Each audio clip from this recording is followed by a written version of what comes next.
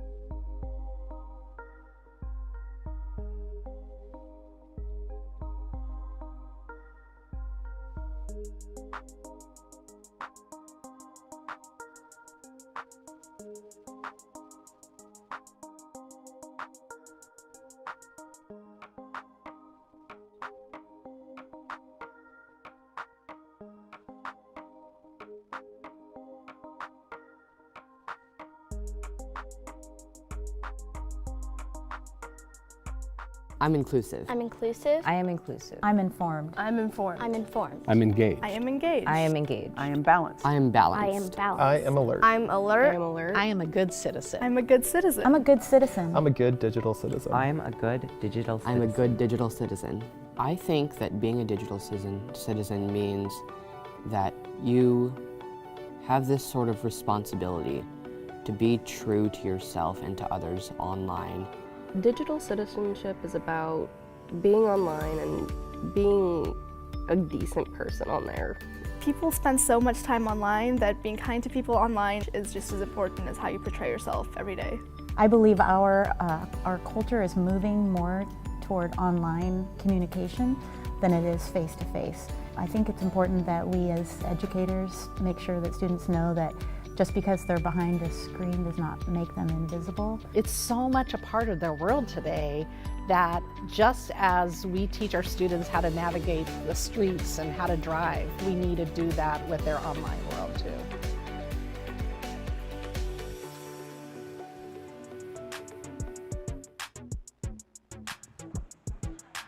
Hello everyone, welcome to the DigCitCommit Virtual Congress. Make some noise, make some noise. Hey, I want to make sure that you're fully woke and alert because we have a great day planned out for everyone today. So we had about 2,000 people register for this conference. That's amazing. And this is a worldwide conference. We have people tuning in from South Korea, Italy, and so many more places. And hey, if you're tuning in online, we want to know where you're representing. So use the hashtag DigCitCommit. And if you were joining us yesterday, we heard a lot of great words from a lot of youth leaders, adults, and people really pushing the message of redefining digital citizenship. We heard from Richard Kulata, we heard from Naomi Wadler and Matt Deitch with a beautiful fireside conversation. So it was beautiful, it was amazing, and now we're gonna dig a little deeper into what redefining digital citizenship means through the 5 competencies. So, if you're tuning in, make sure that you join us on Edmodo and Twitter. Once again, using the hashtag DigCitCommit. And we have a leaderboard for those, who's up for the challenge and wants to see who can use the hashtag the most. And we're gonna be giving out t-shirts today. Make some noise for t-shirts. And we have 3 very special performances that you want to tune in for. So, a few housekeeping rules. Everyone say housekeeping. Housekeeping. All right, I got your attention. So the restrooms are this way, towards the left. The emergency exit is to my left through these double doors. I would tell you where the snacks at, but I think everybody kind of found their way to the food, right? So yeah, so the snacks are also towards the left, and please feel comfortable to ask any of the Facebook employees or anyone adult that you see around if you have any other questions. So, we're about to dive into our keynote speaker for the day. One of them, we have Mr. Tony Weaver. He is a writer and entrepreneur creating diverse stories that make young people feel seen and valued. In 2014, following the events of Ferguson, Tony embarked on a journey to create new media narratives for minorities that would challenge the status quo. The CEO of Weird Enough Productions, give it up for Tony Weaver Jr.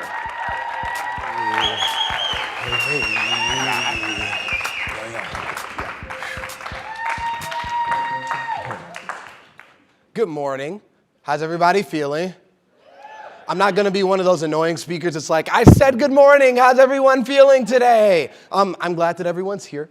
And I'm really excited to be able to share space with you all today. As Emmanuel said more stylishly than I can, My name is Tony Weaver Jr., and I'm the founder of an organization called Weird Enough Productions. Now, at Weird Enough, what we do is we create original, diverse comic books, and we partner those comic books with lesson plans and curricula around literacy, social emotional learning, and digital citizenship. It is my firm belief that storytelling is one of the strongest tools for change making in the history of mankind. So we leverage that by creating original stories that about 40,000 young people read each month and partnering it with lesson plans, curricula, and projects that we host on our online platform, Get Media Lit, which you can find at www.getmedialit.com. I love superheroes. It's part of why the Cape is here. However, if you want to talk to me about comics, come find me at any point throughout the day. But today, I am not here to talk about comics. I'm here to talk about something that's extremely important, especially in this day and age. Has anyone checked on their broom recently? Have you talked to your broom this week? Have you made sure that your broom is okay? Because it's actually pretty important. For those of you that are uninitiated, a couple of days ago, a Twitter user shared a very fun fact that said that according to NASA, due to the Earth's gravitational angle, February 10th was the one day, the singular day in which a broom could stand up completely straight. And people got pretty excited about it. So much to the point that on TikTok, there have been views on the broom challenge of over 200 million. It says 199 on that screen, but it's been 2 days since I took that screenshot. So it's probably gone up by at least 30 million by this point. Now, here's the thing. I was pretty excited about it too. I was very excited about it. However, in the process of preparing for today's event, I didn't get a chance to have a heart-to-heart with my broom and see if it would stand up. So unfortunately, I didn't get a chance to check and see if this was real. However, yesterday, something very intriguing happened. Even though we were told that the broom could only stand up on February 10th, yesterday, February 11th, guess what happened? The broom was still standing up. I was very confused. I felt deceived. And honestly, I felt like I missed out a bit and I figured, maybe it's a time zone thing. Maybe the Twitter person, the Twitter user that made the post was in a different time zone. That's probably what happened. I feel like that's what happened. I went on the internet to check and see what was going on. That's where I got this information in the first place. And what I was told was actually that you can stand up your broom at any given point in time. And if that's something that you're into, your broom is always there for you. It needs to be a newer broom, because if you have those uneven ones that look like they got used in The Heart, Knock Life, Musical Sequence, and Annie, that one won't stand up, because it just doesn't happen regardless of what their gravitational pull is. But if you have a broom, you can stand it up at any time.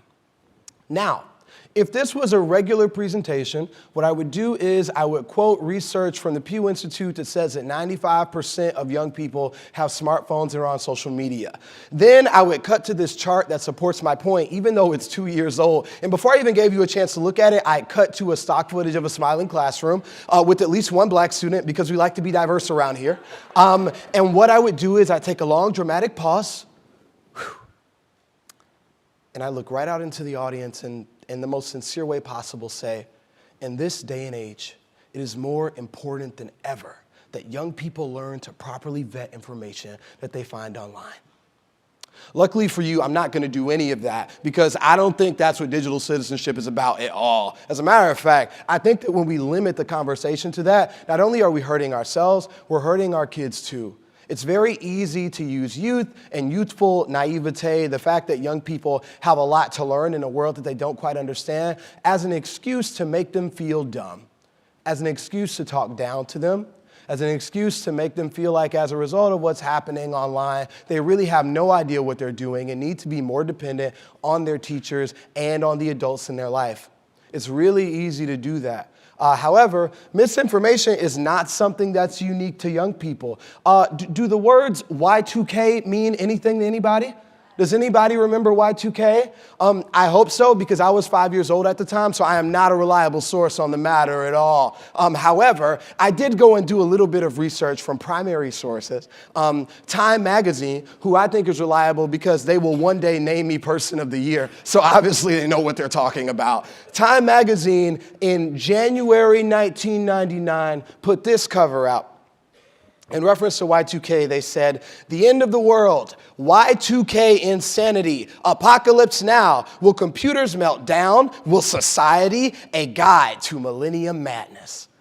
Time magazine, one of the most reputable sources that we have that we can point to, a symbol of prestige and academic excellence, during Y2K was literally peddling information about how when the year switched over to 2000, due to some weird technological phenomenon that we can't quite explain, computers just weren't coded to deal with years that had more than 2 digits. So once that 99 rolled over to 00, people were concerned that the computers would actually interpret it as 1900 instead of 2000, and that very miraculously negative things would happen.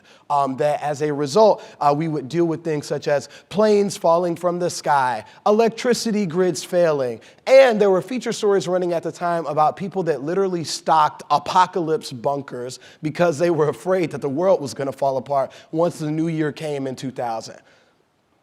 I say all this to say that misinformation is not something that's unique to young people, and it's not something that's unique to the internet, okay? Misinformation is something that has been around long before the advent of social media, and even in the age of social media, it's a bit disingenuous to act like young people who, by all measurements, drive culture on online platforms are the people that are the largest victims of this misinformation. Because let's be honest about it, we're not the ones that are in anti-vaccination Facebook groups. I'm sorry, that's not us. We don't do that. We don't do that around here. In addition to that, it is also I can't find a single young person that has ever sent their bank information to a Nigerian prince because of a spam email. Can't find a single one. I don't know any that did it. When we focus on misinformation and problems that are universal to society as a whole, but try to blame them on young people, instead what we do is we prevent ourselves from talking about the things that are unique to young people and the ways that they specifically are able to leverage digital citizenship. And when I think about that, I think about this. My formative years were spent on Xbox Live, killing aliens, and on my computer, traveling vast lands and massively multiplayer RPGs with my friends.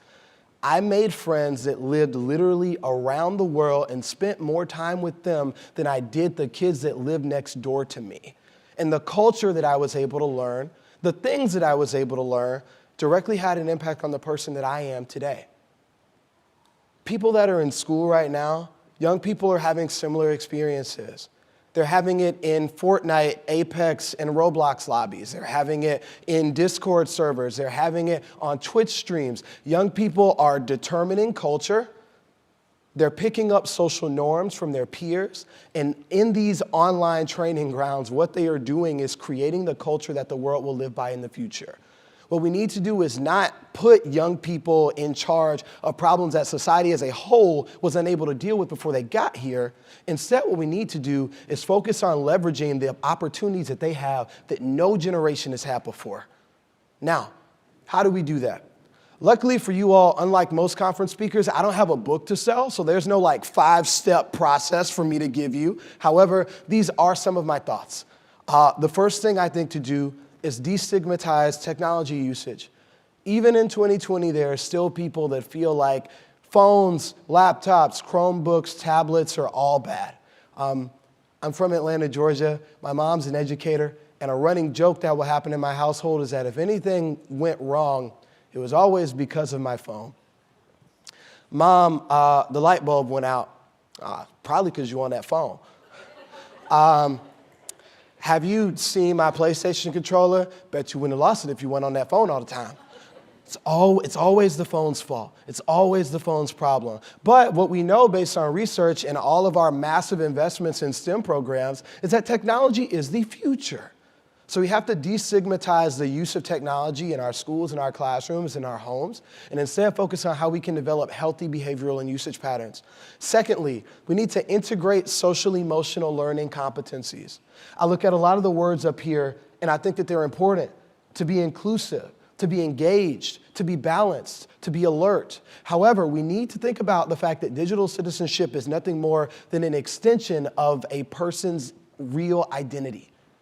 We cannot have students in our classrooms that we know are bullying their peers in class and expect them to go online and be inclusive. We cannot have students that we don't equip with any way to manage their emotions, to manage their insecurities, to manage disagreements, to manage what happens when they look in the mirror and don't like what they see, and then expect them to be able to go online and exercise those behaviors. Really, when we talk about digital citizenship, majority of the behaviors that we would like for young people to adopt are actually just things that make them good people. And in order to do that, there's a need for an integrated focus on social emotional learning. Finally, make space for students to discover their passions. One amazing thing about the internet is that there is a community for literally every single thing.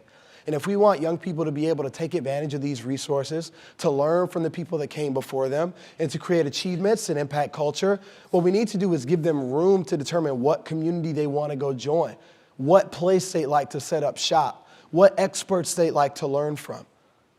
I feel like all of these are a good start. However, I work really well with examples more than lists. And an example that I'd like to give to you is an artist that I admire a lot named Xing. So this is a piece of Xing's artwork. So Xing is an artist from Canada who started posting her art online when she was 17 years old. She started posting her art online at 17. As you can see, she's extremely talented. And when she started posting her art, what she said was, I grew up in a household where my parents didn't take my art seriously. So when I posted my art online and I started to create communities, I wanted to create a place where anyone who didn't get that validation and that feedback in their household could come to my page and know that their art was valuable, regardless of what level of quality it was or how often it started. Xing's art really took off. This is one of her art pieces that got really popular. So popular, in fact, that it was actually turned into a Snapchat filter. So if you've seen a filter that looks a little bit like this, where your eyes get big and you have the starry freckles across your face, that's because of her art. She did that. As a young person, she contributed something to a community that she was a part of that ultimately ended up becoming a filter on one of the most used social media platforms in this day and age. And that's something that's really powerful. What Xing initially started when she created her work went from a small community to her having a following of about 200,000 people on Twitter. And as you can see from here, 2.3 million followers on Instagram. All from posting her work, all from being transparent. If you haven't seen her work before, something that I think is a very timely contribution from Xing is that if you've ever seen this meme before, she made that. That's hers. Which in online communities, memes are the currency by which ideas are exchanged. So if you create a meme that is adopted by the community at large, low-key, you're like a patron saint. So I feel like we should all be really respectful for what she's created. One thing that Xing did in addition to her art was the fact that she was very open about experiences that she had with insecurity, experiences that she had with her mental health, and experiences that she had with her physical health. Due to a genetic heart condition, Xing was a 4-time open heart surgery survivor, dealing with the majority of these surgeries before she turned 25 years old. And during that entire time, she went through that entire process with joy, creating artistic work, helping people laugh, and sharing their experiences. I wish that this story had a happier ending, but it doesn't. In December of last year, Xing was diagnosed with stage 4 cancer. I was given a prognosis of about a year and a half to live. And when I got off the plane here in California on Monday, we actually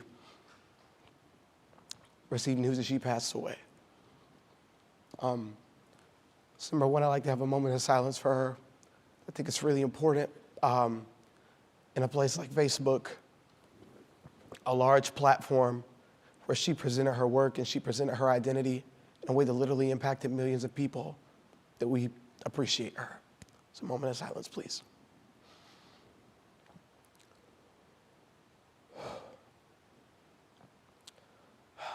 Thank you. We got news on Monday that Xing passed away, but what happened in response was something that was really spectacular.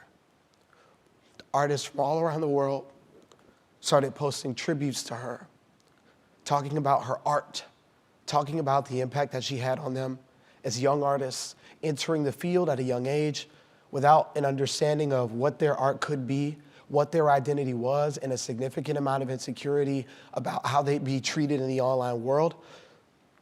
These are people with followings as little as 300 people to people with followings in the hundreds of thousands. In fact, there have been so many tribute pieces to her made that one artist went and made a mosaic that literally consists of pieces made in tribute to her. Because when we send young people into online communities, if they do it well, then the impact that we see is something like this.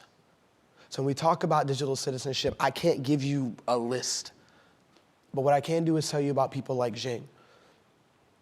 People who were transparent about their identity. People that stepped into these online communities understanding that they weren't perfect, but even in that imperfectness, they still had something amazing to give. And that through nothing more than having the courage to be themselves, they could have the ability to impact millions of people, whether it's people all around the world, people all around their school, or people all around their class.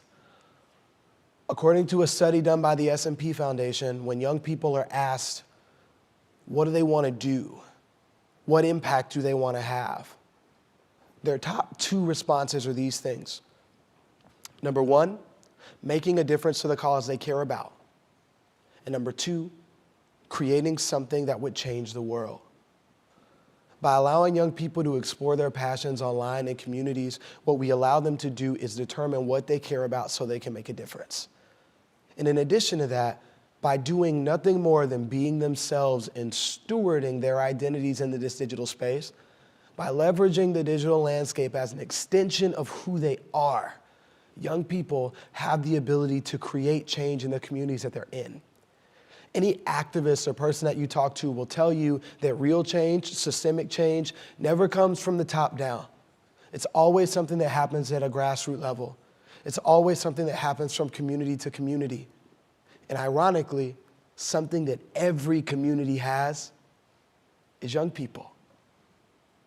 Young people that have the ability to determine what dance moves we're doing. Young people that have the ability to determine what memes are getting shared. They have the ability to determine what slang is cool and what slang is cringy. But in addition to that, young people that are so powerful that even in the face of one of the largest technology companies in the world, they get to decide what happens with the brooms. Because young people are just that powerful.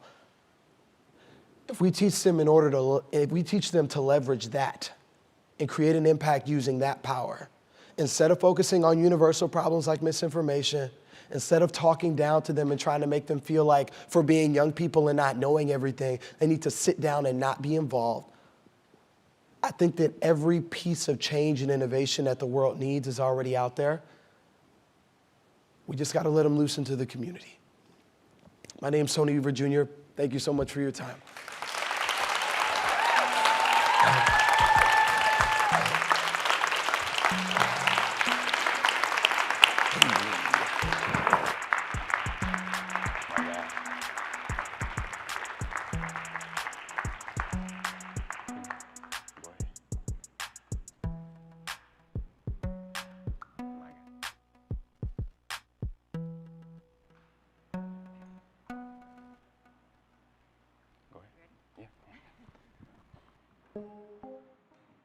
All right. That was amazing, wasn't it? It was great. It was great. It was truly touching. You know, when we talk about digital citizenship, we say that it's not just a list of don'ts, but we also don't want to just conform you to a list of do's.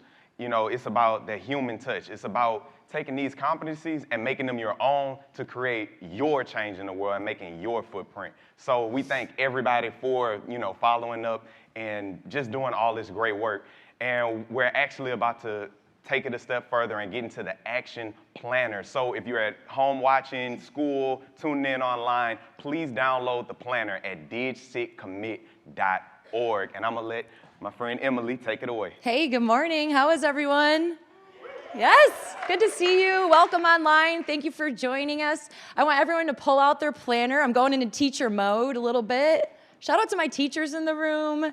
Thank you for being here. Thank you for all that you do for the kids of America and in the world. What I want to do is first talk you through exactly what Tony just laid the foundation for. What are we going to do about all this stuff? When you go home today, what are you going to do to take the next steps? There were some beautiful questions. Yesterday, Bree asked a great question about how do I take this home? Where do I begin? How do I start? And this day, you're really going to go through a process of that. So we are going to look through each competency. And for each competency, you're going to hear from a speaker. You're going to hear from classrooms around the world, and then we have designated time where you're going to reflect on what those classrooms and teachers are doing, as well as from the speakers, and allow you to create a plan. Create at least some first action steps for when you go home. What does this look like in your community? So this first part, as you can see on the screen, this is the first thing we're going to dive into. The competencies are listed in your document, so you are able to reference them. You're able to sort of look at them online at home, make sure that you are able to refer back to them throughout the day. And I'd also love for you to mess around with the language in there. Those are not set in stone. We want to make sure that we're iterating and thinking about what do these competencies mean to kids. So you're going to unpack that a little bit today. So the first thing you're going to do in the next few minutes is you're going to take a look at that little chart and take some time to reflect yourself. We think it starts with the individual. We heard a lot about authentic voice yesterday.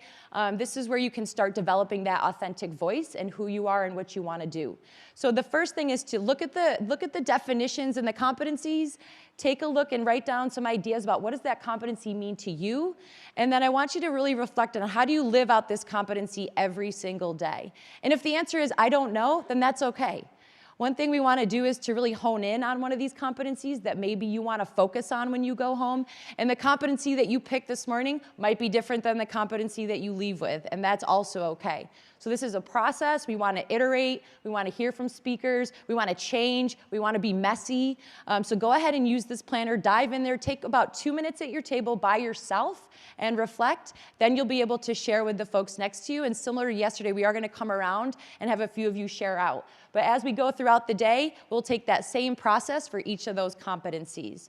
So take some time, reflect, jot down your ideas, and then we're going to come chat and check in with you so we're able to share with our virtual communities online who are going to be sharing their ideas at DigCitCommit. Thank you. We'll see you in 15 minutes.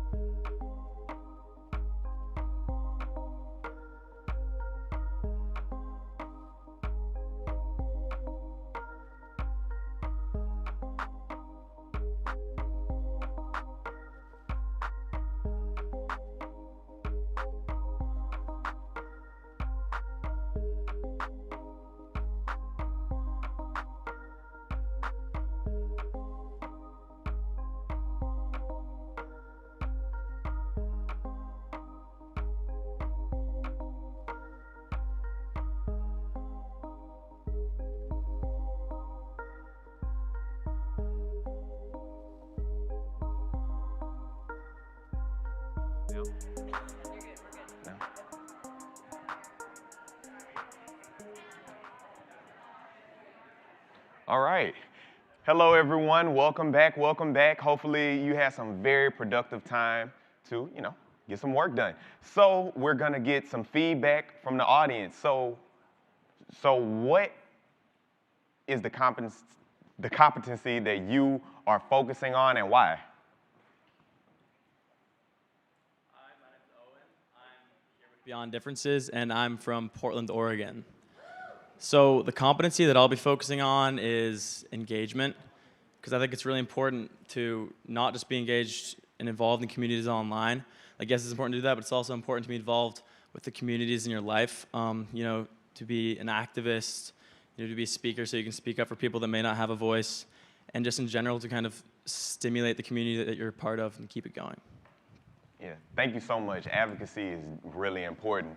So we're about to continue on and take a deeper dive into the 5 competencies. So the first competency that we're going to focus in on is being alert. Alert meaning taking a look at being aware of your online actions and knowing how to be safe and create safe spaces for others. So joining us and taking a deeper look into being alert, we have Naomi Wadler. Naomi is a 13-year-old social justice activist and motivational speaker and reporter. She has gained a national attention for her speech at the March for Our Lives rally in Washington, D.C. Naomi is committing to telling stories of Black girls and women whose stories don't often make the front page of national news. Welcome to the stage, Naomi Wadler. Thank you. Hello, everyone. My name is Naomi Wadler, and I'm 13 years old. I'm a social justice advocate specifically on the topic regarding Black girls and women and the violence that is often committed against them. I'm here today to talk about digital citizenship, and more specifically how that correlates with the conversation around activism. For so many parents and kids alike, the world of social media is immensely harmful and toxic. However, for every person on that side of the argument, on the other side, there is another ready to debate that claim. I think that in order to come to a conclusion, we must try to understand both sides of the argument. I'll speak about some of my own experiences. On March 24th, 2018, I stood up in front of hundreds of thousands of people and delivered a speech. That interaction between those people and I was not limited to an in-person situation. Millions of people watched online. My mom and I came home from a long day to see that I was trending on Twitter, only then to see that several people had created accounts pretending to be me and were speaking under my name as if they were me. My identity was stolen. My family quickly figured out how to control that situation. However, I was just 11 years old, and that kind of risky behavior was not okay. Yet, people had such easy access to information about me and my family. We were so used to being private citizens that this was all so new. I was not allowed on social media until a few months ago, and even then, my mother had full account of most of my actions online. The idea of acting out online is foreign to me. My mom would not put up with that whatsoever. However, there was an exception, and therefore, the identity theft was not my first negative run-in with the online world. I'm sure some of you know about the popular app Musical.ly, which recently became TikTok. I am sure that most of the kids my age, and some of you, had the popular app. I loved it. Of course, I had a private account put in place by my mom. I love lip syncing to my favorite songs and making up dance videos and ideas with my friends. In a lot of the sounds available, there were gunshot effects intertwined with the music. All of my white friends were able to point finger guns and pretend that they were firing it, but I knew better. My mom had explained to me that people might not care or might be amused when the white girl points the finger gun up. However, as a black girl, my case was a far different story. Let's face it, society views a black child pointing a finger gun as evil, and that could be used against me one day. On TikTok and so many other apps, I noticed a lot of black and brown creators are not as popular as the white creators doing the same things. Recently, there was an issue with a black creator who claimed that the better-known creators in the Hype House, I won't even try to explain that at the moment because that's a lost cause, have stolen her dances, and they got hundreds of thousands of likes, but they gave her no credit whatsoever. But as I mentioned, our presence is limited in another way. If I were to constantly depict actions of violence like others have, I would be taken seriously, and I would be thought of differently. I would become yet another innocent black girl deemed as dangerous and violent. I've seen this happen so many times before.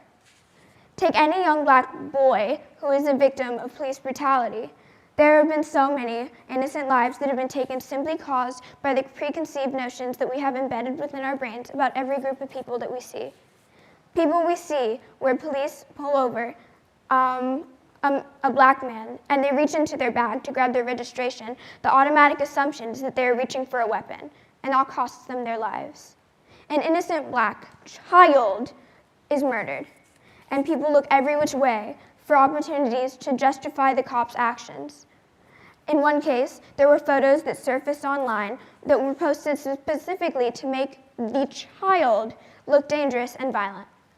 A lot of these stereotypes have been passed down for generations. However, we need to think about what might be causing and promoting this way of thinking. It all comes back to social media. Online platforms could be a super great way to meet friends, share stories, and get your voices heard. But there is also a very negative aspect of our lives within it. Whether it's promoting unrealistic body ideals and beauty standards, or spreading negative mindsets when it comes to acceptance. When we discuss digital citizenship, we need to remember that not everyone has access to the internet. Not everyone has a comfortable home life. Not everyone has the mental capacity to ignore bullies. We all need to be aware that our online presence matters. What we say to others matters. We never know how our words will negatively affect someone's life or spread stereotypes about a different group of people. To have a positive, healthy presence online is to be kind and to always strive for equality, even when we can hide behind a screen. Together, we can save lives and live our authentic truth. We need to alert those around us and educate our loved ones so that we can have these conversations. But just by simply attending this event is not doing anything. We are not achieving anything. We need to leave this room ready to take the next steps, ready to go beyond one simple discussion, and ready to make tangible change. Thank you.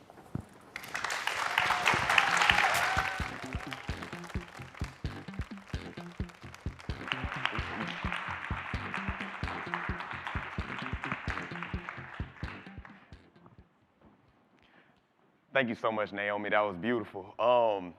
We're gonna go ahead and take it to our classrooms that are tuning in from Nigeria and Maryland and really get a deeper look into what alert looks like in those classrooms.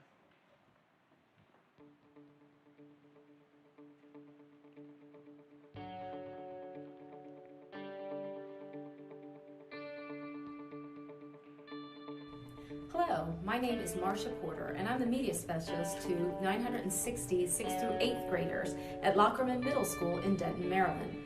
We're really excited today to share with you what we're doing for DigCitCommit and the alert competency. Our students have been learning about the DigCitCommit competencies, and today they're going to share with you what they've been doing to be alert online and create safe spaces for themselves and others. When posting, be aware of what you are saying and how you say it to be respectful of others. Be aware of what you're posting because you don't always know you can do it. Always make your password strong. For example, use phrases, replace letters with characters, and put capital letters in random places. Are you alert online? Here's how you can be alert online. Stay aware. How are you alert online, Nigeria? My name is Kemi. I'm an educator from Nigeria, and I'm here with my kids from Rosalond Model College, Ijebu-Ode, Ogun State, Nigeria. And we're excited to share with you how we stay alert online. This is how we can stay alert online with the following smart rules. S. Stay safe by keeping your personal information and password private. Be alert. M. Meeting up with online friends is similar to meeting up with strangers. Apply caution. A. Accepting files or emails from unknown sources may contain unpleasant messages or virus. Is the source reliable? Not every information online is reliable. Create safe spaces for others by not helping spread fake news. C. I know how to stay safe by telling someone, if anything online make me uncomfortable, I will report inappropriate behavior. This is how we DigCitCommit. Stay alive by being smart.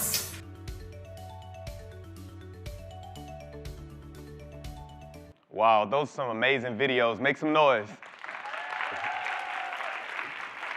Right. Okay. Okay, now we're gonna take some time to reflect, internalize, and respond. So if you can, take out your action plan journals. If you're online, you're just tuning in, you can download that packet at DigCitCommit.org, and I'm gonna hand it over to Emily. So I know we didn't have a ton of time to dive into your competency, and again, as the day unfolds, there is a note-taking sheet that you're gonna find that looks like this in your planner. And this is sort of our next steps for the day. As the speakers are talking, you can jot down notes for each of the competencies. And again, we're trying to sort of unpack what this looks like to you. And also, what are you hearing from classrooms? Is it the same as how you were interpreting it? Is it different? Sort of similar to the concept that we took yesterday. What makes sense for you in your personal context? So you can take some time and either continue working on that first step that you started to do earlier, because we didn't have a ton of time to unpack that, but you can also use this second page to really jot down notes as you hear from the speakers throughout the day. So we're gonna give you some time right now to think about alert, think about what it means to you, and that might influence, again, that first step that we were working on earlier. So go ahead and take some time now, and then we will check back in with you, and we will hear from some of you. Thank you.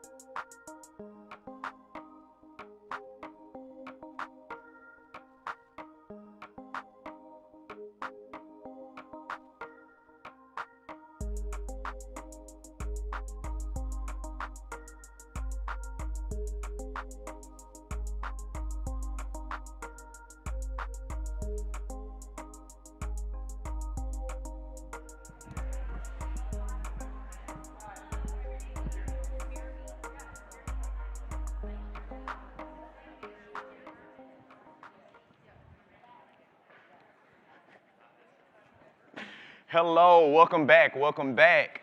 All right. So you guys had a pretty productive session? Yeah, yeah? All right. So we're gonna hear from the audience here.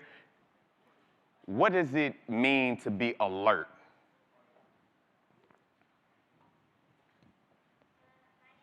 Hayden, I'm from Union Middle School, and I wrote that in the video it said that being alert means to be smart and to think about what you're saying like before you press the send button, because once you send it, it's always going to be there.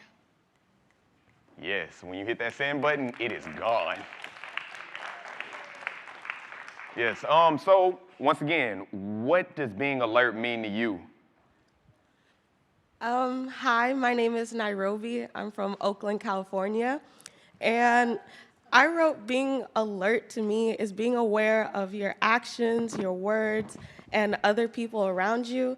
But in the classroom, I also learned that being alert also means like being aware of your mindset and how your mindset can affect other people's mindset. Yes. All right. So yeah, so that was being alert, one of the 5 competencies. And now we're gonna take a deeper look into what it means to be balanced. Balance meaning I make informed decisions about how I prioritize my time and activities online and off. So to take us on that trip and a deeper dive into being balanced, we have a video to show you.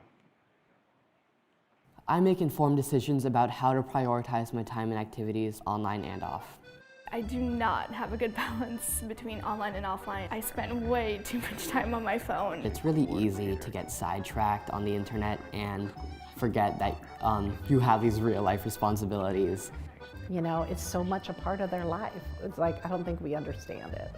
And so I think our job as educators is also to teach students, how do you manage your time online? That takes encouragement by families and teachers, but also they need to see the benefit of it. And we can guide them, but ultimately it has to be the student's decision to do it. I choose to be online less because I've started to realize the more time I spend online, the worse my mental health gets. I think we can get too sucked into social media and like these false portrayals of people, and I think it's just overstimulation all the time, just 24/7. So when you unplug, you can kind of slow down and take in what's around you.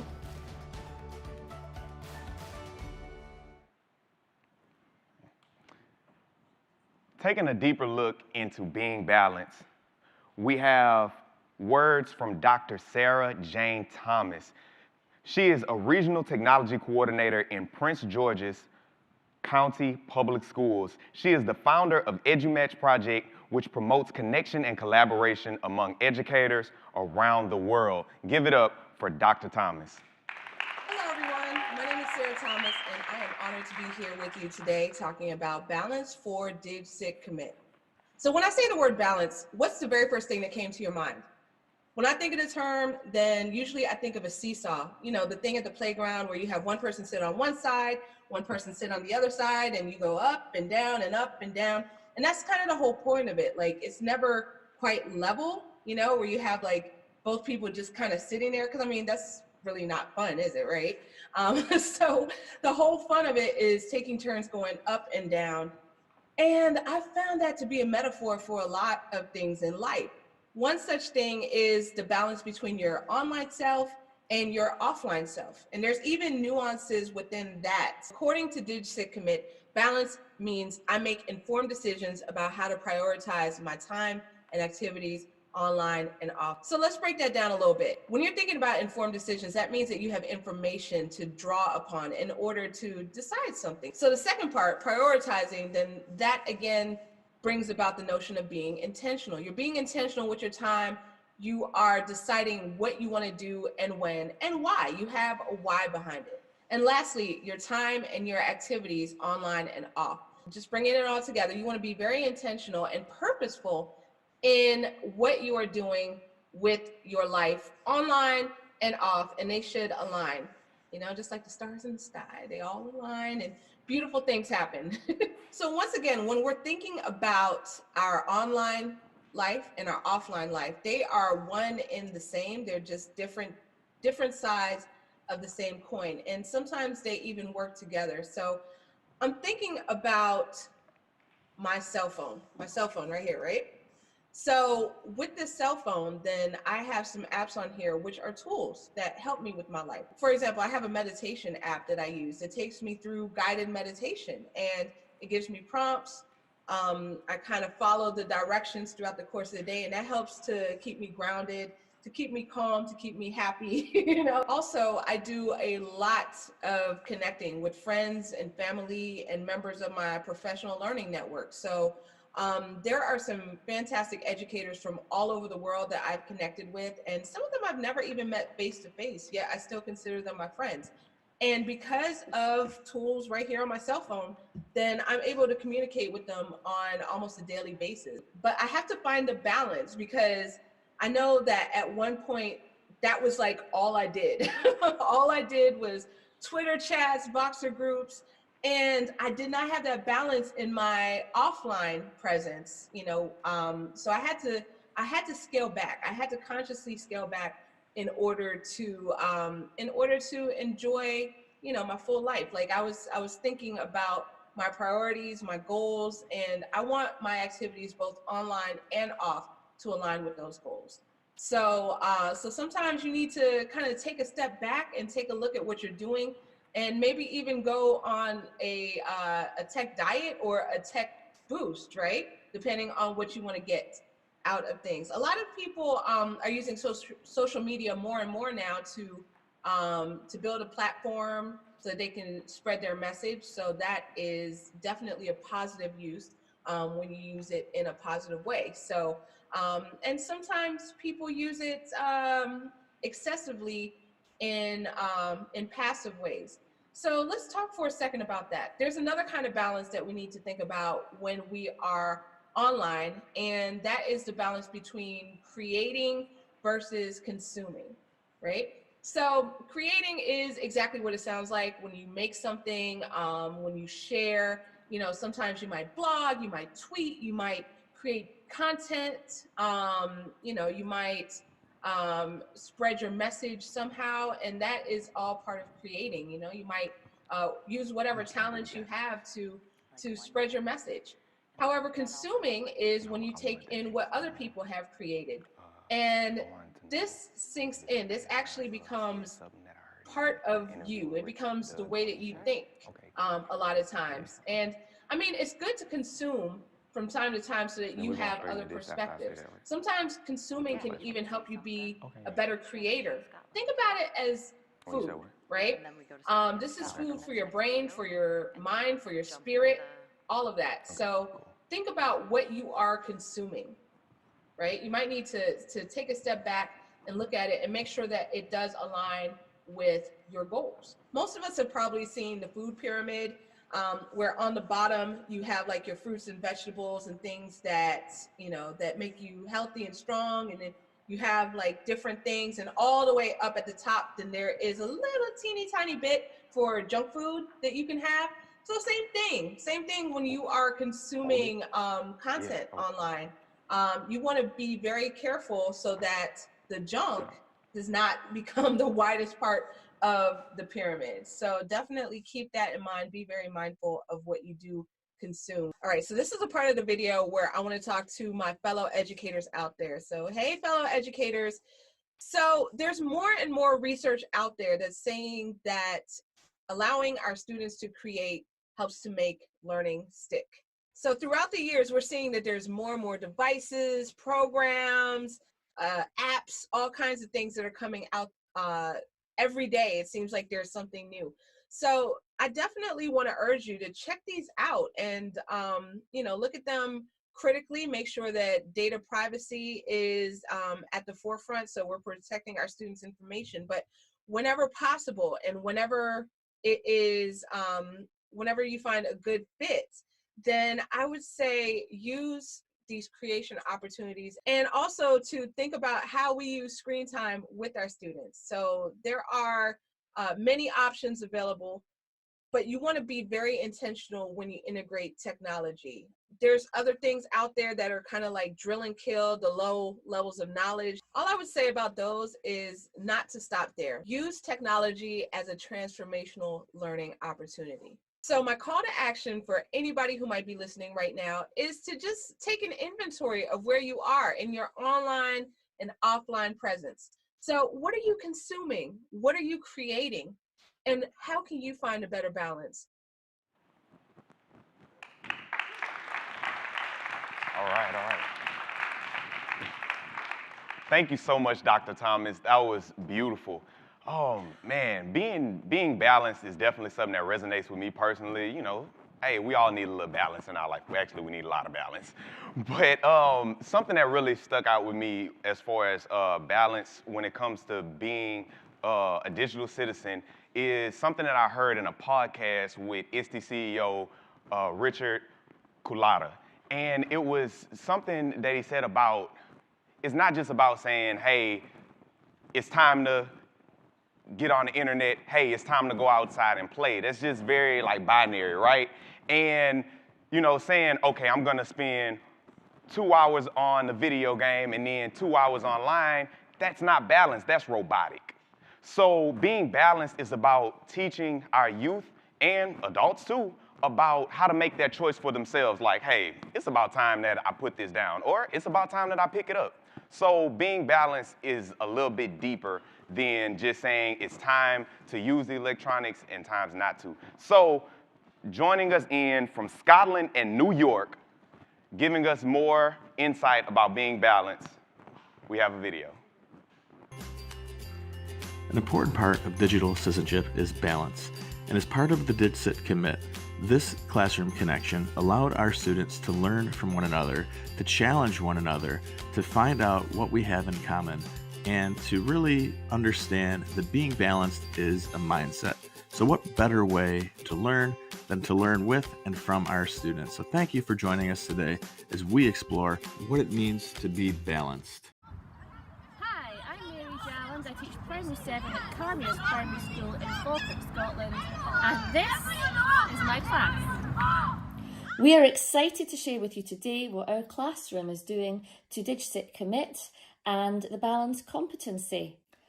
As I explored the balance competency with my class, I discovered that they're already very aware of the issues surrounding this. As adults, we often have a perception that children are too heavily dependent on their devices, but these lessons showed me that the children in my class spend a huge amount of time away from tech, and they really value this time, especially outdoors and socialising with the adults in their lives. And when they are using the devices, it's often to capture special moments or arrange meetups. Those are the children in my class who were using things like Xbox or Netflix or YouTube too much were very quick to acknowledge this as well. We planned our ideal day. For most of us, we did plan a mix of digital and non-digital activities. We made a diary of our typical day, recording time spent on digital and non-digital activities. Some of us spend a lot of time on YouTube, TikTok, Xbox, Snapchat and Netflix, but we also like going to the park, swimming and spending time with our family. We realised that we get lots of fun out of these activities, but there were red flags too. Some of us have been seeing inappropriate content online or being exposed to bullying and peer pressure. This is also true of non-digital activities. At least online you can block people or screenshot evidence. There are times when we feel that being online is our safest place, so it's all about balance. Balance between digital and non-digital activities are important, because whilst we need to make sure we are socialising and living an active lifestyle, we also should embrace the opportunities and fun that technology provides us with. It's really important that we meet face to face and we get lots of exercise and fresh air. We live in a great world and we don't want to miss it by staring at our phones. None of us disagree with that. People worry that we are being antisocial by having too much screen time, but sometimes the opposite is true. When we are on social media, we are connecting with more people. We are probably more connected with other people than people were in the past. We are sharing new dances on TikTok and YouTube and having big group chats. Within the classroom, I try to model the balanced competency and explore the benefits of this. For example, last week the children were doing research online and presenting on PowerPoint, but on another day they were researching using written texts and writing with a pencil. And together we explored the pros and cons of this. We live in a tech-driven society. And whether we think children should be on phones and online on social media or not, we have to accept the fact that they already exist online, and we need to prepare them to make sure that they're using it responsibly, respectively and safely. And this also prepares them for the world of work. But so do traditional non-digital skills, and it's absolutely vital that we're teaching them both. Here's how you have a balanced life! Go outside, socialise face to face and read from paper text. Make the most of digital tech to help you learn and have fun. Keep yourself safe on and offline. Ask yourself, is my device helping me or distracting me?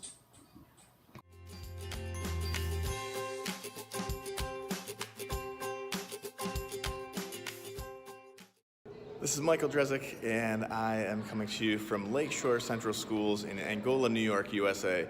And as I am working here in our high school, I'm finding that our students definitely wrestle with what it means to be balanced. And being balanced is making informed decisions about how we prioritize our time online and off. So I'm going to spend some time here at the high school working with students. As you can see here in this photo from my time spent at our high school, here I'm working on a project-based learning unit, and students have access to Chromebooks. However, many of the students were easily distracted by their cell phone.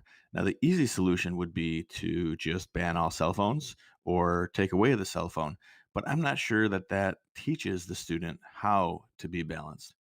But we're going to head over to Highland Elementary School where we can find our younger students sharing what it means to be balanced. Here we are, we've made it to Highland Elementary School here in Derby, New York, and we're going to be working with some 5th grade students who are not only talking about how to be balanced, but really taking action.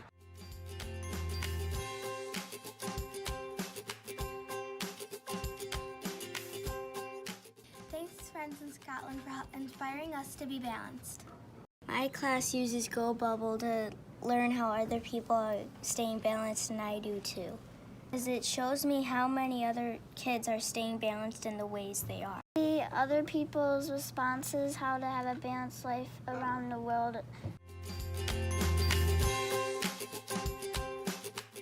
Safe and fun way to communicate with your friends, and it closes after school, so it helps you stay balanced.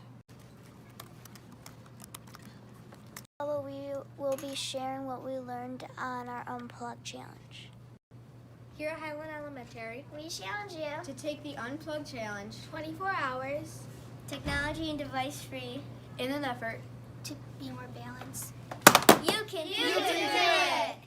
I think the Unplugged Challenge will be very fun, and I'm excited to see what I can do that takes me away from technology instead of urging me towards it. If I can do the Unplugged Challenge, it could change my life. And it could just change the world. You can be balanced. Be aware how much you use technology and set limits for yourself. Be part of the DigCitCommit. Be balanced online and off. We are raising our hands for DigCitCommit. Yay! Join us on Edmodo today to take a commitment to digital citizenship as we stay balanced online and off. See you online.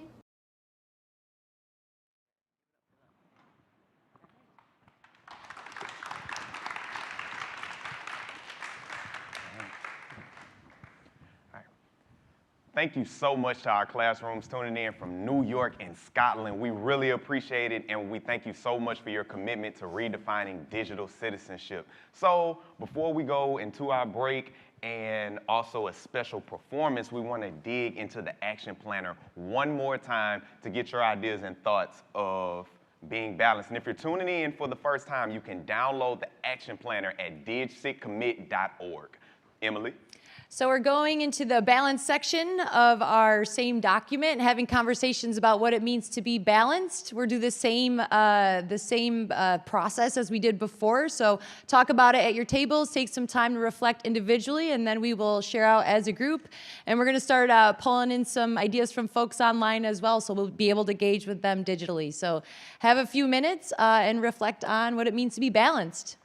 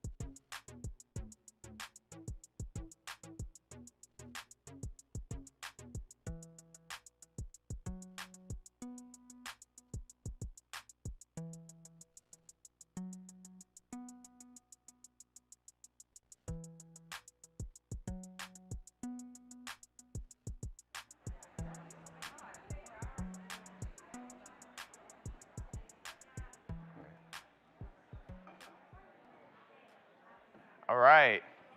Welcome back, everyone. Welcome back. Welcome back. All right, it's time to share some of our thoughts on being balanced. So we're going to get some input in the audience. If you're tuning in at home, make sure that you use the hashtag DigCitCommit so you can join the conversation as well. So, what does it mean to be balanced? Okay. I'm not, can they hear me? Okay. I'm Nyla, I'm from Brooklyn. What my table talked about was saying that balance is basically what you feel is healthy for you and what you want to do. So like, for example, like there's times where you want to go and you just want to look on like Instagram or other apps and just have fun. And then there's times where like it's important to look up things that could benefit you, like to learn new things and try new things, like maybe learn a new language or learn something that you never learned before. So it's just like a balance of what you need and what you want. Yes, yes. All right, thank you so much for that. We really appreciate it. So we're going into a very special performance. I've seen these people light up the stage in many places, and I'm excited to welcome to the stage the People's Conservatory. The People's Conservatory fosters high-level arts creation in an effort to promote cultural awareness and positive social change. Give it up for the People's Conservatory.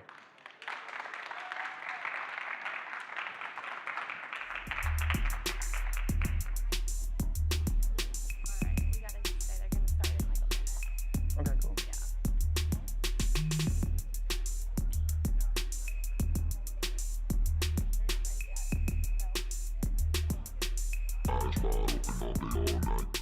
Swipe left, swipe right.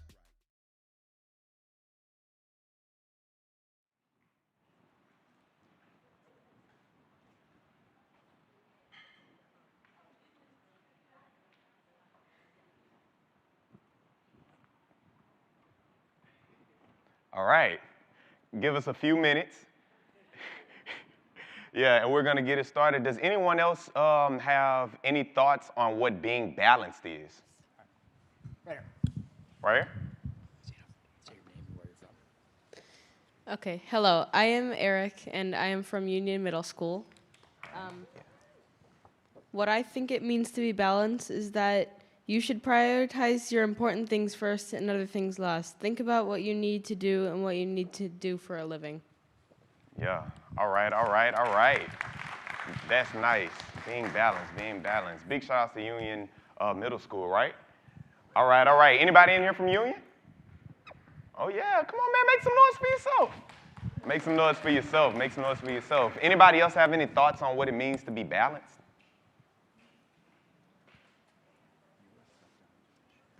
I'm over here. All right. Hello, I'm Rachel from Oakland, California. Woo! I wrote down, I like this idea of creating versus consuming. You know, a lot of us spend time online, but we're actually making things, which is positive, and those are good. Like we said earlier, those are positive alert vibes we're putting out. But when we're just mindlessly consuming, those are the dangerous spaces. Thank you so much. I appreciate everybody's thoughts and reflections on this. And now, welcoming to the stage, the People's Conservatory.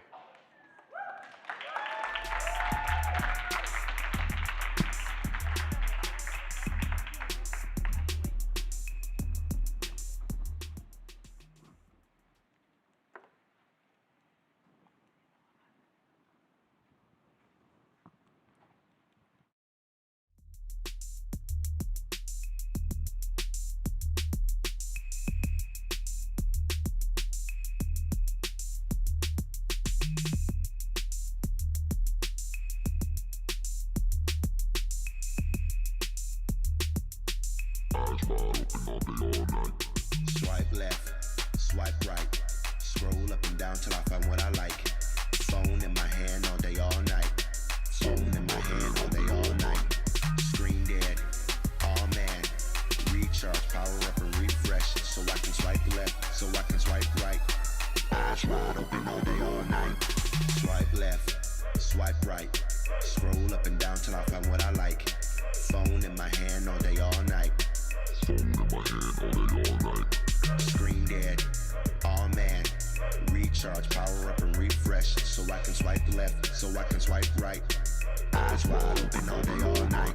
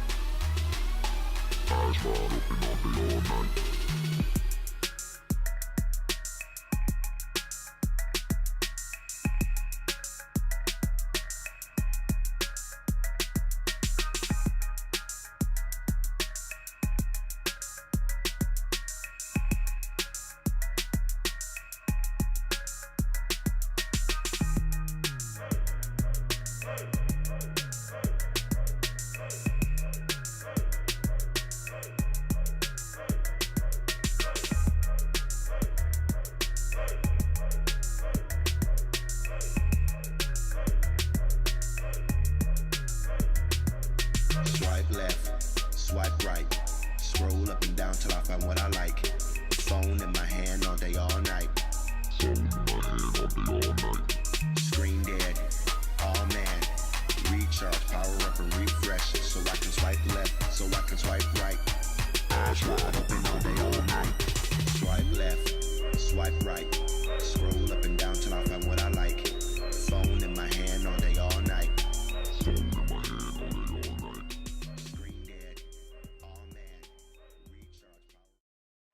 All right. Come on, hype them up one more time. The People's Conservatory. All right, so we have 2 more performances coming up later on in the day, but right now we're about to take a break. I mean, it's a part of being balanced, right? So we definitely want to see you right here in about 15 minutes if you're tuning in at home, and we'll be back soon.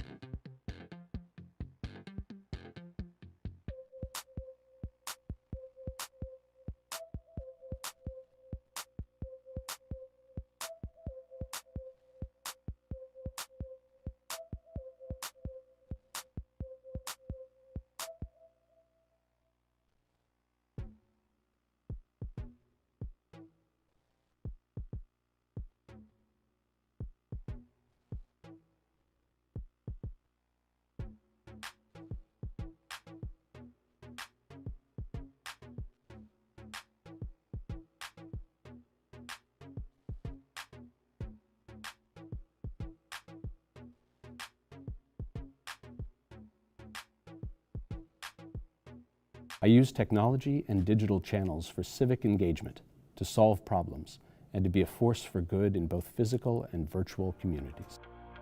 Students today have an untapped potential to use the internet for good.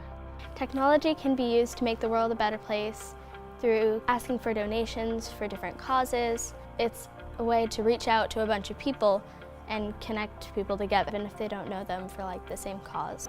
I know people who will share, like I said, important messages on Instagram and that type of thing. Right now, actually in chemistry, we're learning about climate change. And I think it's good that people are being educated on it and what they can do personally to help impact the world in a positive way, like environmentally. I know that I hear about a lot of these schools like plays and dances at the ACMA Instagrams, and like when seniors have to do something special, I see my counselor's Instagram and it tells me that, oh, I need to do this tomorrow. My Instagram is a platform for different clubs that we have at the school, different things we're doing in science class, and just a way to engage students where they are.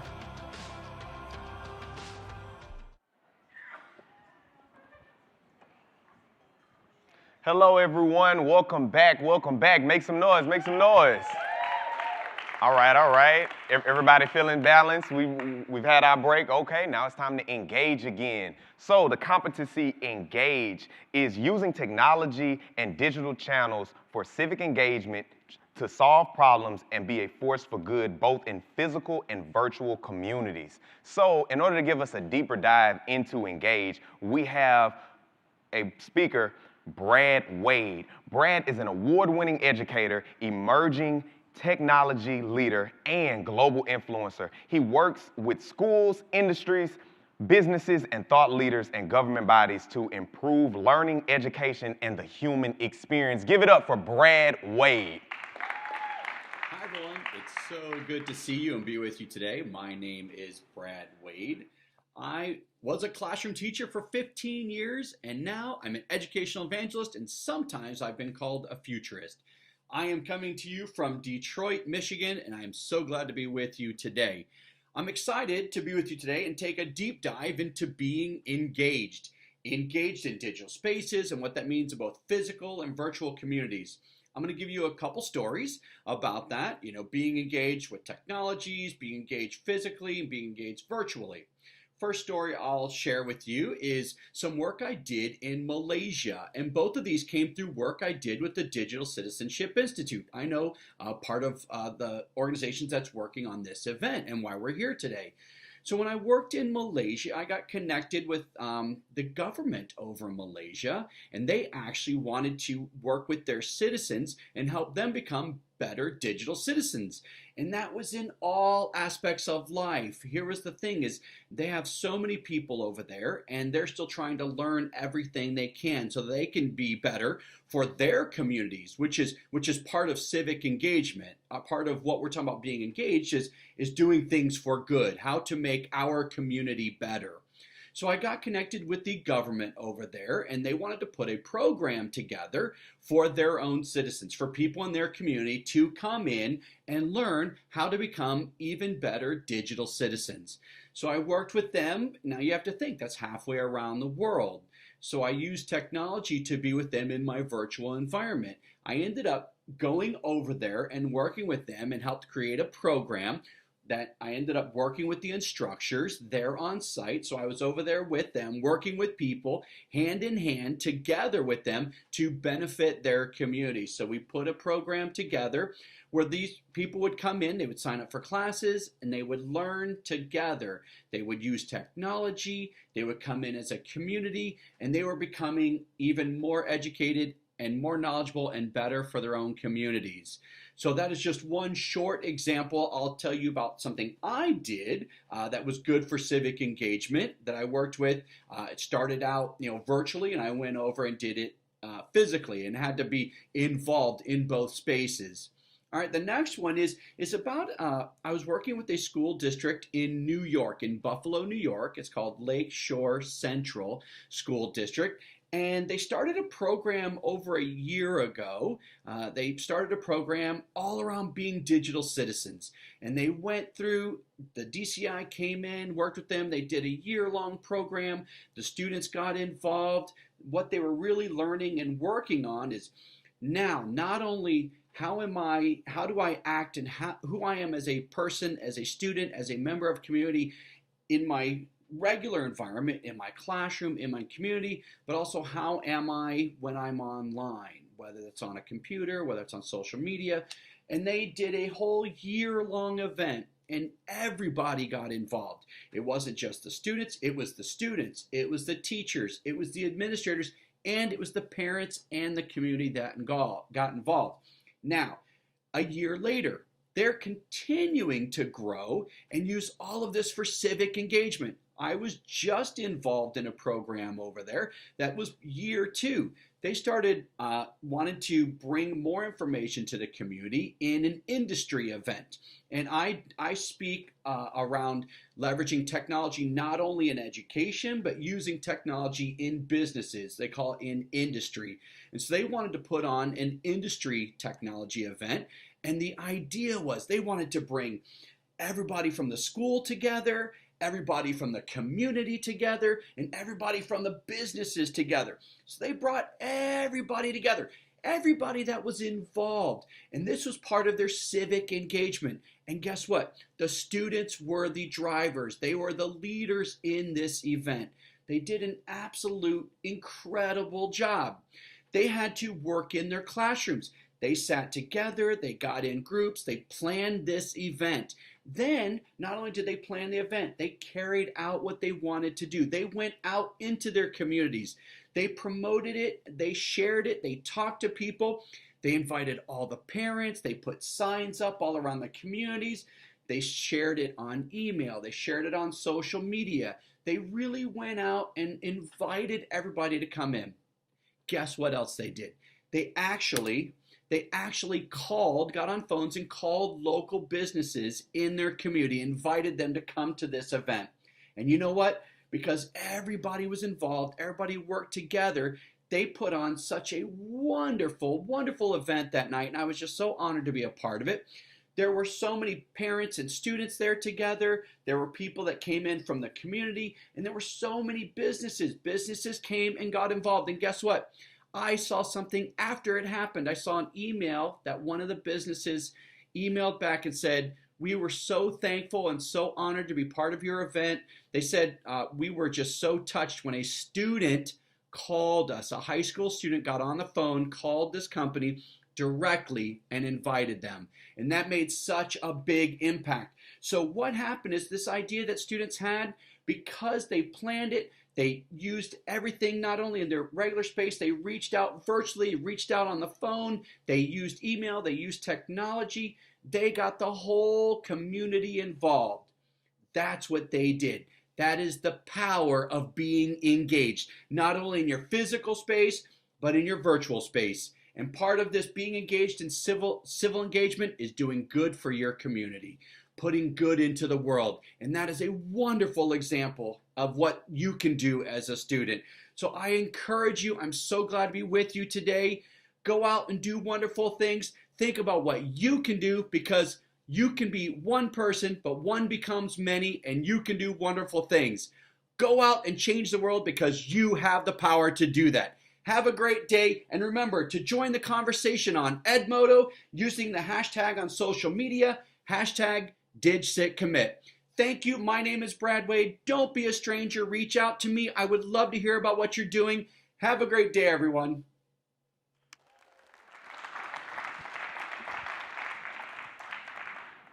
Thank you so much, Brad, for that insight. Can we give it up one more time for Brad Wade?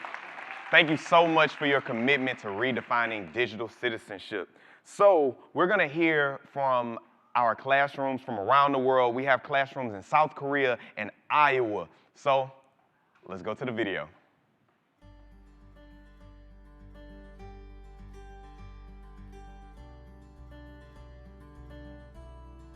I'm Beth Campbell. I'm an innovation tech coach for the Pleasant Valley School District here in Bettendorf, Iowa. And we empower students to be engaged, to be problem seekers and solvers, and to be a force for good in the world. Sean Forty coming to you from Songdo, South Korea at Chadwick International, and we're focusing on the competency engage. So in a moment you're going to see how not only students from Chadwick but also students from Iowa, how we use technology and digital channels for civic engagement to solve problems and be a force for good in both physical and virtual environments.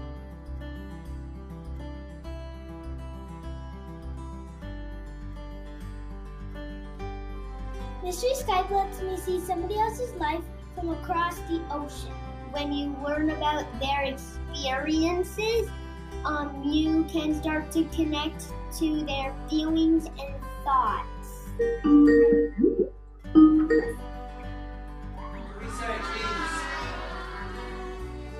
are you all?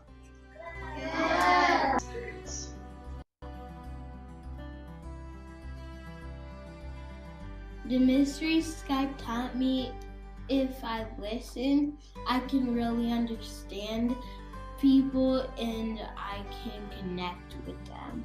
It's just fun to see like where people live and facts kind of about where people live. We get to learn different parts of the world and different education ways to learn, like reading, math, and we get to learn what their experience is through travel. It was important for us to understand that we represent our class, school, and country during these activities.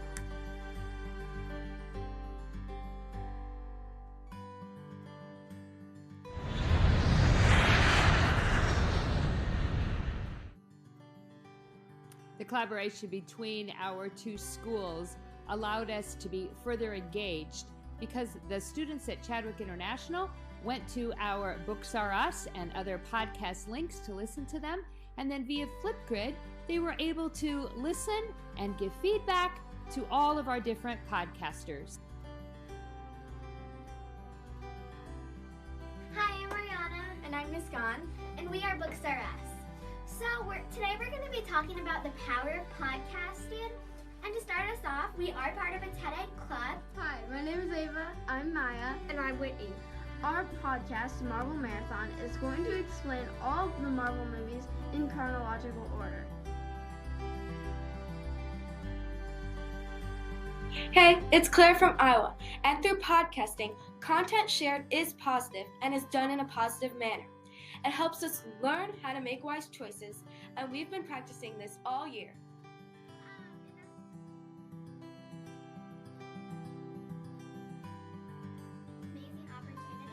Through podcasting, kids my age encourage each other, and it helps me build my perspective and my confidence. We make 3D tours. We podcast. We code. We blog. I'm engaged. I'm engaged. I'm engaged. I'm engaged. I'm engaged. I'm engaged. That is awesome. And congrats, Sarah and Jarrett. But that's the wrong type of engaged. Raise your hands to be engaged.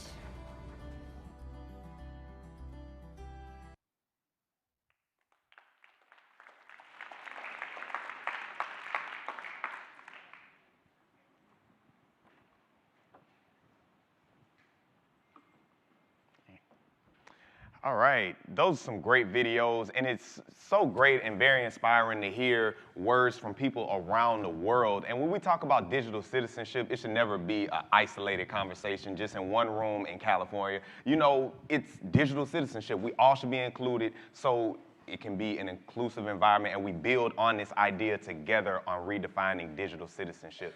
So it's time to put it into action. So as you reflect on what you heard, I know there was podcasting thrown out there, there was mystery Skype, there's different programs, but I'm curious, like, what would you want to do in your classrooms to be engaged? Are there speakers that you would want to engage with virtually? Are there ways that we should think about how we can connect with one another, even in the room today? So let's take a moment, let's think about what that means to be engaged, think about what you're currently doing, but also think about what are maybe some new ideas that you have. And as you're going through this process, just a reminder, we're gonna sort of try to pick one of the competencies at the end of the day to go home with that we can really focus on. Engaged is one of my favorite ones because I think it just means different things to everyone in this room. But I do also want you to think about your online space being engaged, but then what does that look like in your community as well? So have some time with engaged and we'll check back in with you. Yeah.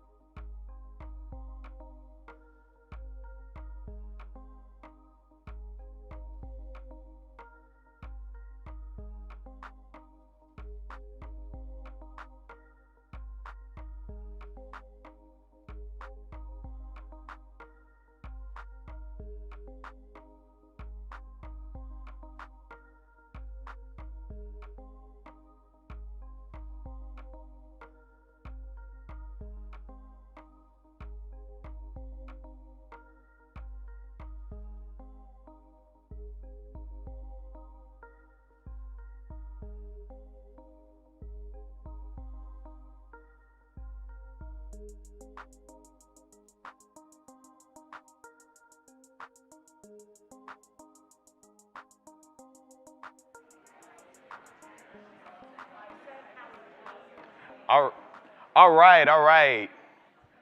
We're about to dive right back into it. So, engaged. We're gonna get some feedback from the audience, and also, if you're at home, we want you to join the conversation and keep tweeting, do what you do with hashtag DigCitCommit. So, what does it mean to be engaged?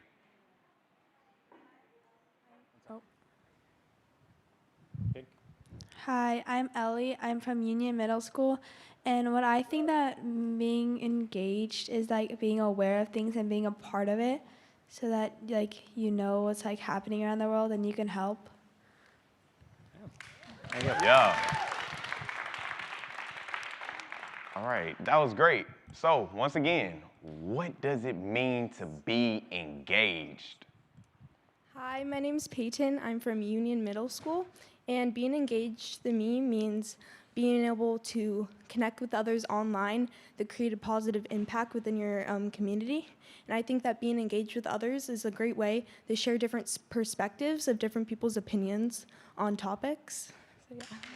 All right.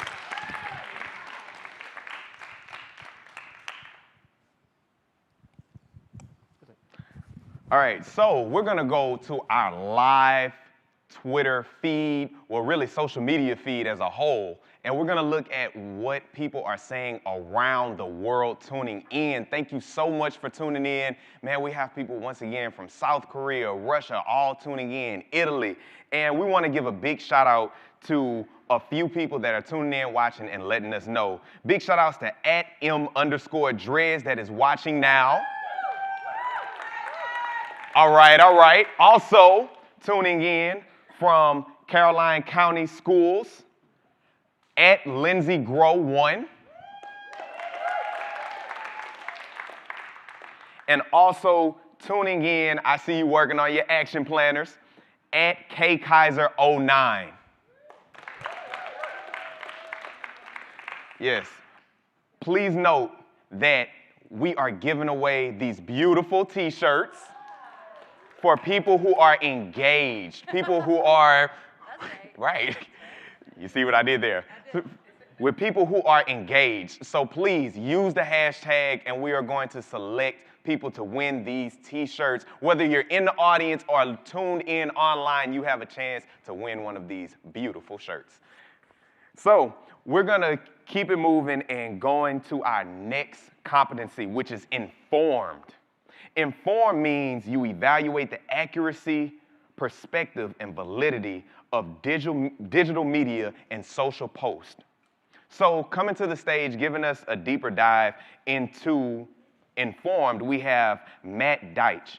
He is a revolutionary filmmaker, organizer, political strategist, and artist from Parkland, Florida. He is one of the co-founders of the March for Our Lives and served as the executive director and chief strategist, most recently announced as the gun violence prevention advisor for the Bernie Sanders campaign. Give it up for Matt Deitch. Yeah. All up. How's everybody doing? So I mostly speak at rallies and like town halls so it's really weird for me to like be talking to myself. So as much as the energy that you guys can give me for this, it'll keep me going. So can I get like a little bit more? Thank you, thank you. So that was a great introduction, but I'm going to take you back to the beginning of who I am and what I do. So I was born in Parkland, Florida, which is a small town, about 30,000 people. I say 3 roads and a gas station is like how I help people picture it. But I went to a public school of over 4,000 kids, right? And when I was there, I was really involved in my community, but I didn't know what I was doing was community organizing. I didn't know that by being the membership director of my temple and bringing in people to my youth group, that I was helping people organize and creating space for creativity and ideas. The main thing that you need to know about Parkland is that no crime happens in Parkland, Florida. That if someone broke into someone's house, it was on everyone's phone was talking about that house, how could that happen, blah, blah, blah.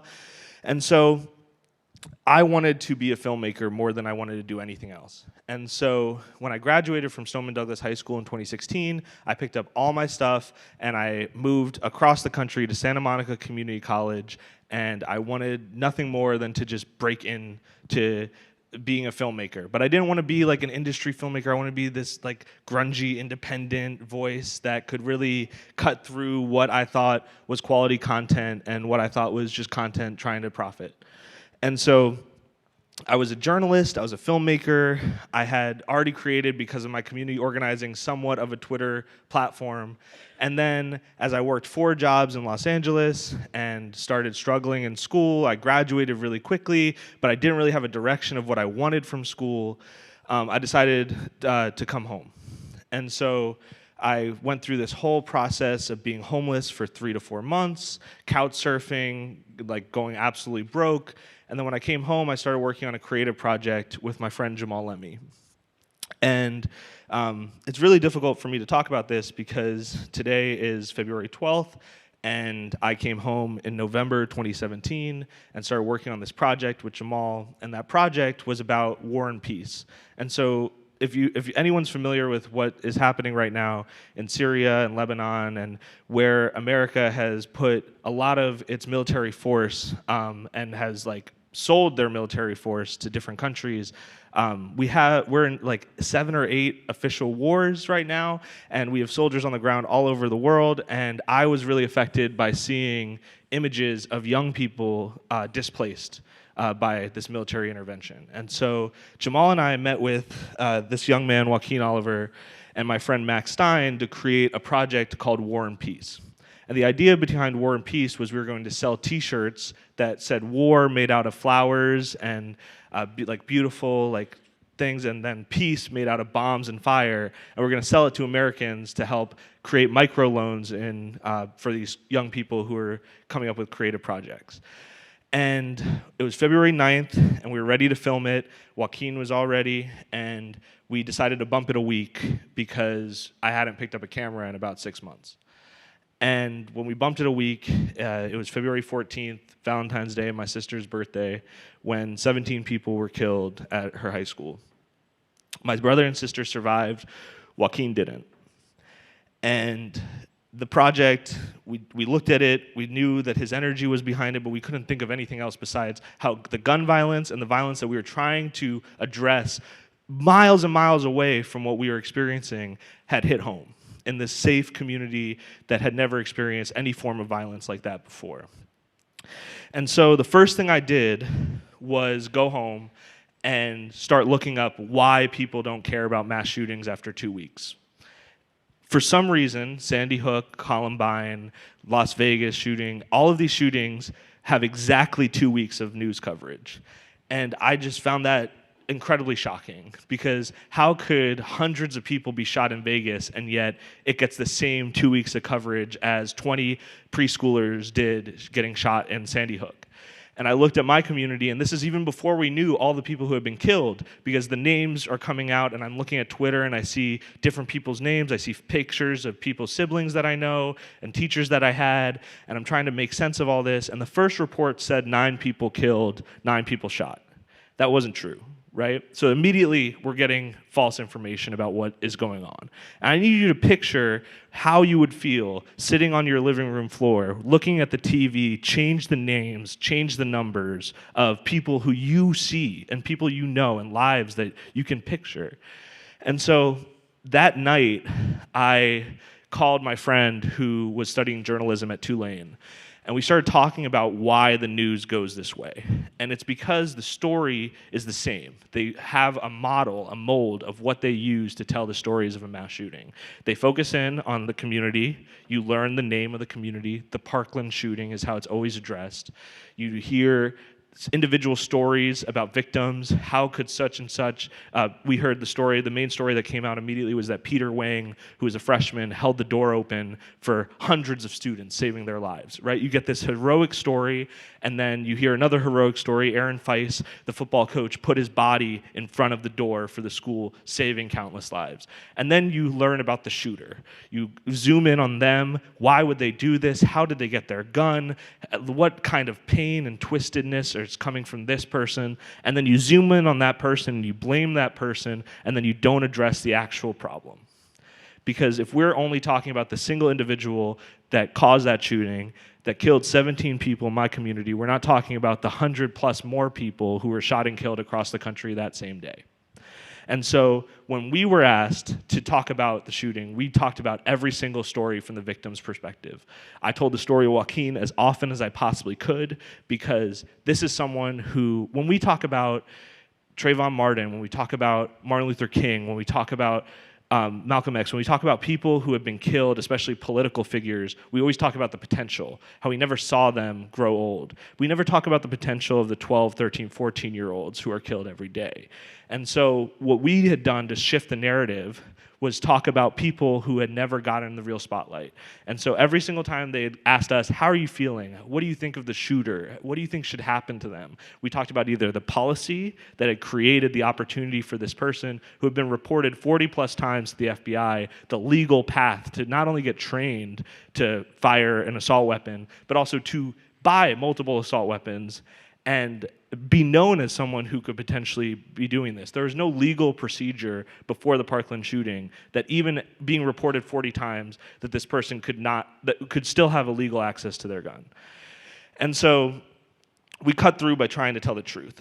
And then we knew as Parkland students that we had a very limited perspective on what gun violence looked like in America. And so 2 weeks after the shooting, we did a training with the young leaders of St. Sabina Church in Chicago, where they came down and told us their gun violence stories. And so when we were asked again and again how we were feeling, we had authentic stories and messages that we could share from around the country to really personalize this violence for anyone around the country. And so the story grows and it changes, but I wanted to talk about the informed, I wrote it down, it's actually the only thing on my index card, was informed as I evaluate the accuracy, perspective, and validity of digital media and social posts. So I said, immediately after the shooting, it said 9 people were killed, and that was wrong, it was 17. Immediately the day after, February 15th, before we knew the names of all of the victims, before we knew who had survived the shooting, who had been shot, who was in the hospital, the NRA had already had someone send an email to the same person who had perpetuated the lie that Sandy Hook was a hoax, saying something's fishy about the Parkland shooting. This is the National Rifle Association, from their @nra.com email, sent this out. And then, months later, Reuters, the journalism agency, had a reporter leak a video where the NRA went to Australia and explained to Australian politicians what kind of misinformation campaigns they run to discredit victims of violence. And they talked about the first thing they do is seed doubt that it even happened. So let me tell you, I went to 10 funerals, right, for the 17 people in my community. Like, the fact that anyone within 24 hours would question the deaths of people in my community. And we know that this dehumanizing tactics are used around the country because so I have a friend, Zion Kelly, and his twin brother, Zaire, was killed. And he was killed on his way back from SAT prep, the college prep course that he was in. And he was killed by someone who was supposed to be on house arrest, who shouldn't have legally had a gun. And he pulled out a gun on Zaire. Zaire had a knife for protection, and they both died.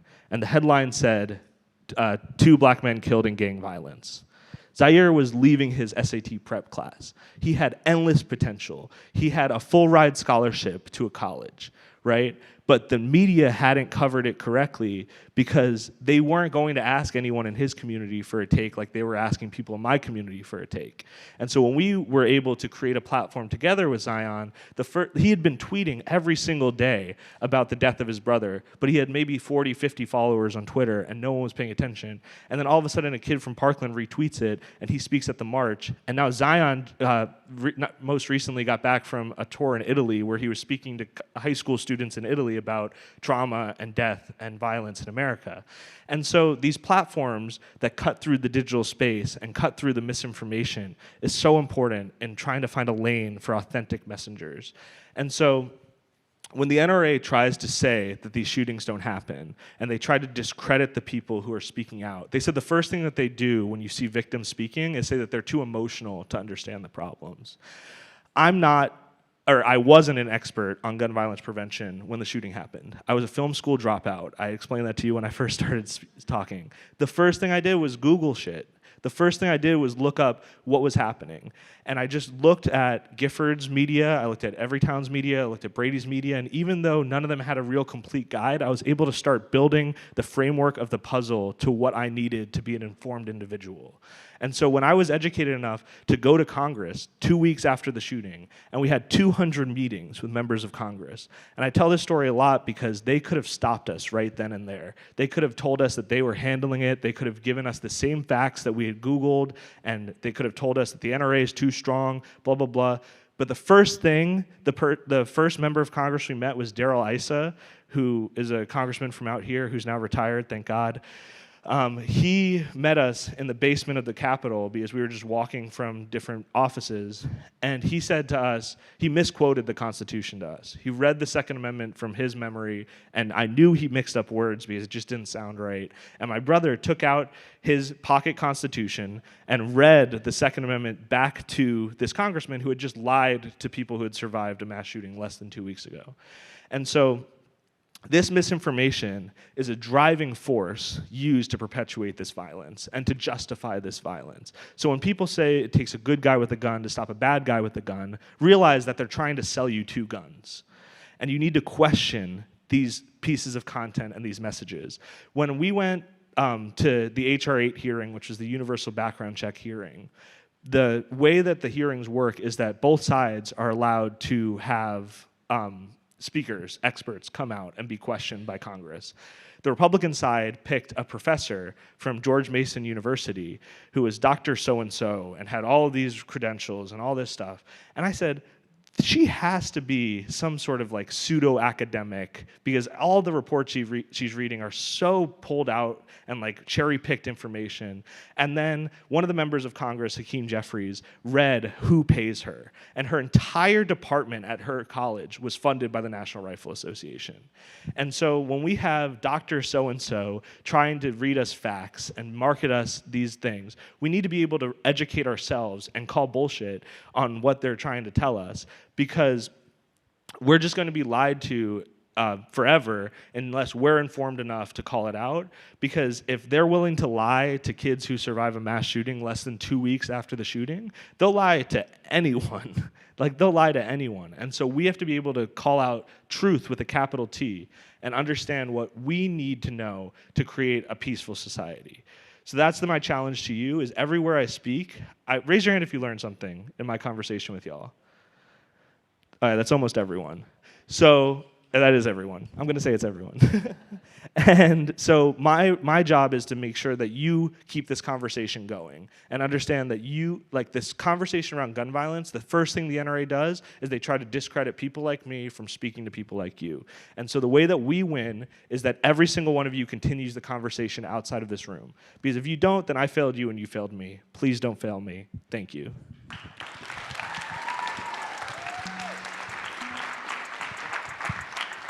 That was amazing, bro. Thank you.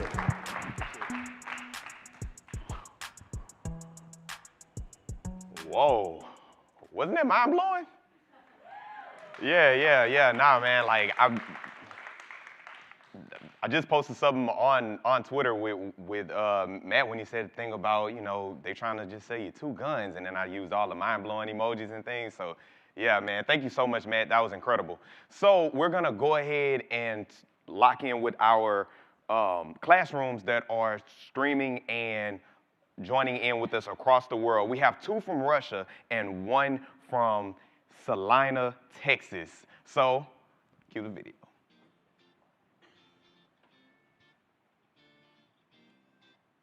If it's online, it must be true, right?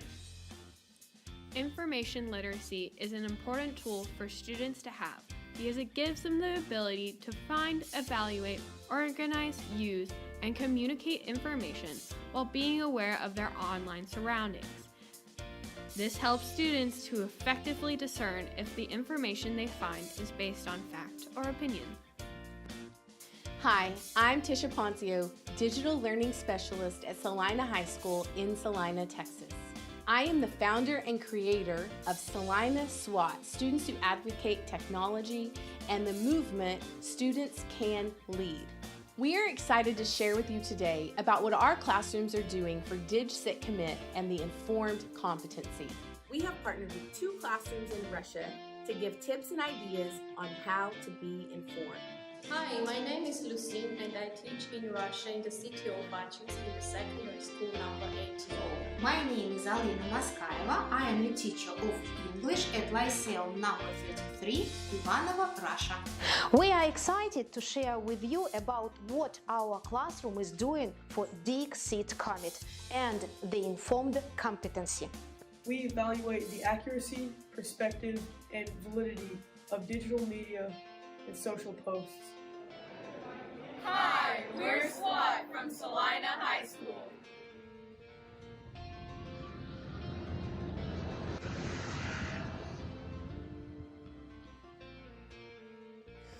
We are the students of Lyceum number 33, Ivanovo, Russia.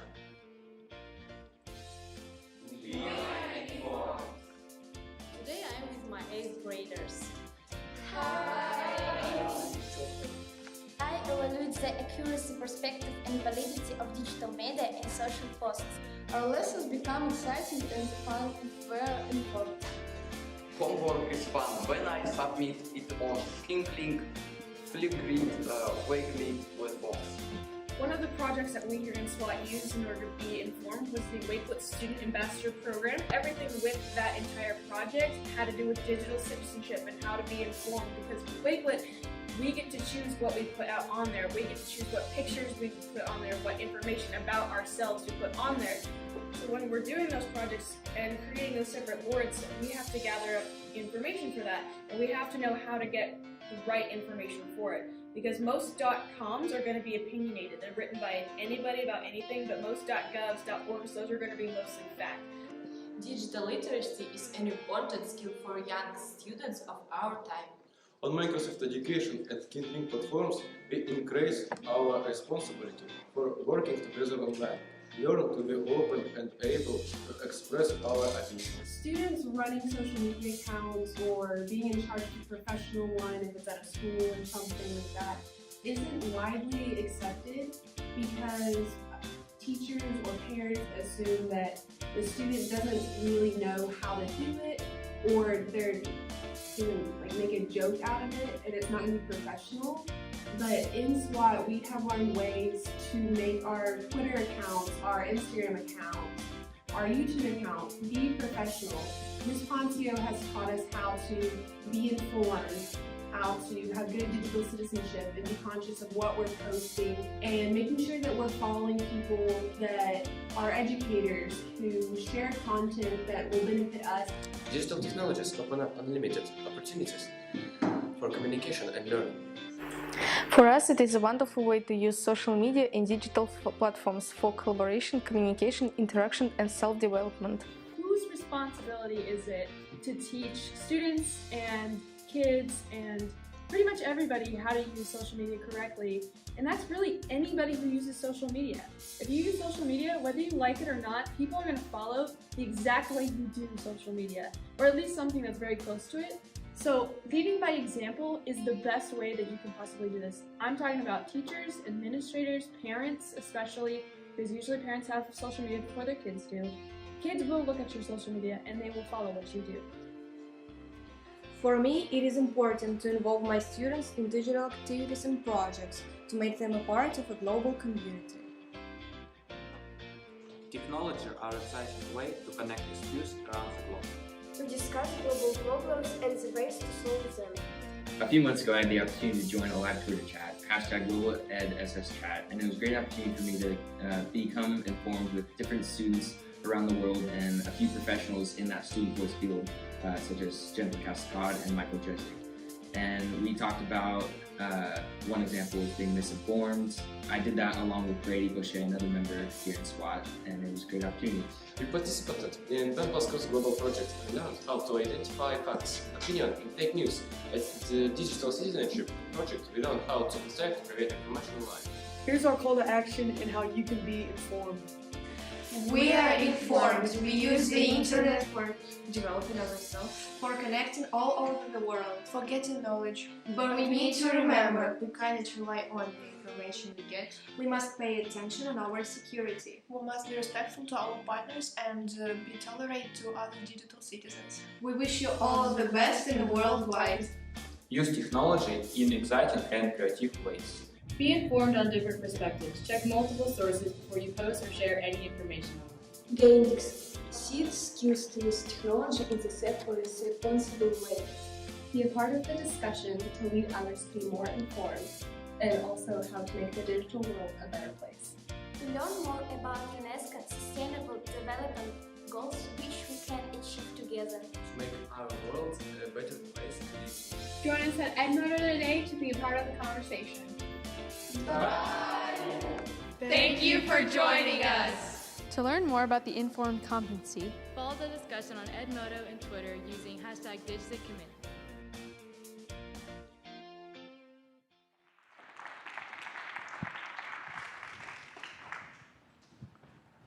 Thank you so much to our classrooms in Russia and Salina, Texas. So it's time to get back into the action planning. We are talking about being informed. So first of all, let's just give it up to all of our speakers so far today. It was incredible to hear Matt speak. Miss Poncio is here from Texas. You probably saw her face on the screen, but her kids are tuning in today. They're super excited to be a part of this event virtually, but she just traveled here to be with us in person, so you're gonna see her familiar face as well. So if any of the educators wanna talk to her about what they're doing in Texas, I totally encourage it. We're going to talk about what it means to be informed. There was a lot to absorb in the last 20 minutes or so. Some serious messaging about thinking about what we're reading online, thinking about the things that are being put in front of us, and then how do you navigate that? So take some time at your tables, talk about what it means to be informed, and we will come back to you in about 6 or 7 minutes to check in and do some sharing out.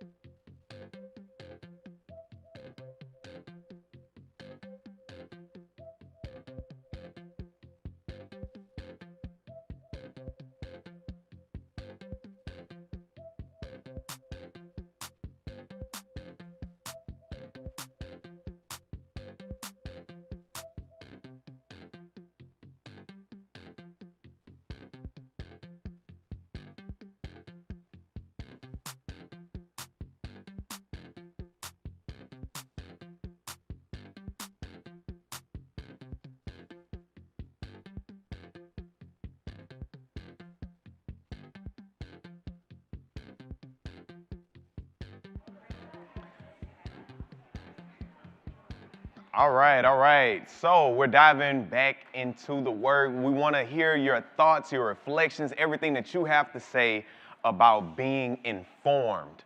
So what does being informed mean to you? Because, we all have a different view on what that means, but we also want to hear from you online at #DigCitCommit. So, what does being informed mean to you? Yeah. Hello, my name is Wade. I'm from Oakland. To me, being informed is being empowered. Just like Matt was saying, you need to be informed to know what you're talking about and know when someone is trying to tell you something that's not true. So, yeah.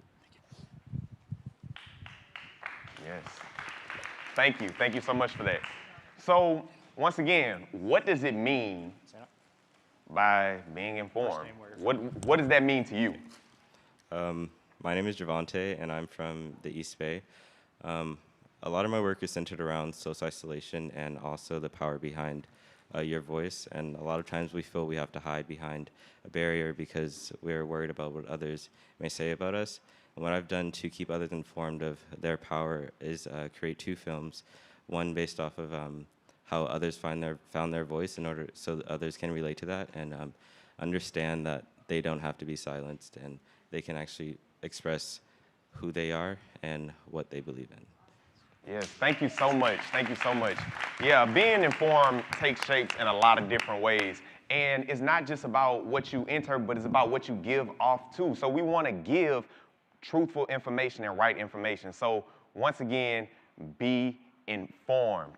So going on and moving on into our program, we have a special performance by the People's Conservatory. Let's welcome them to the stage.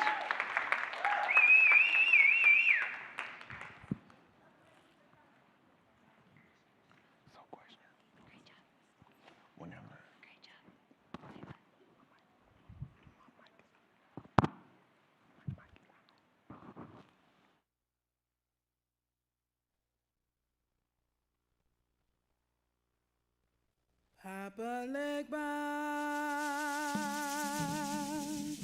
uvri baya punu agoe, atibo leg back, uvri baya punu, papa punu passe, le n'arrive. Never me see why yo. Ay bobo. Ay bobo.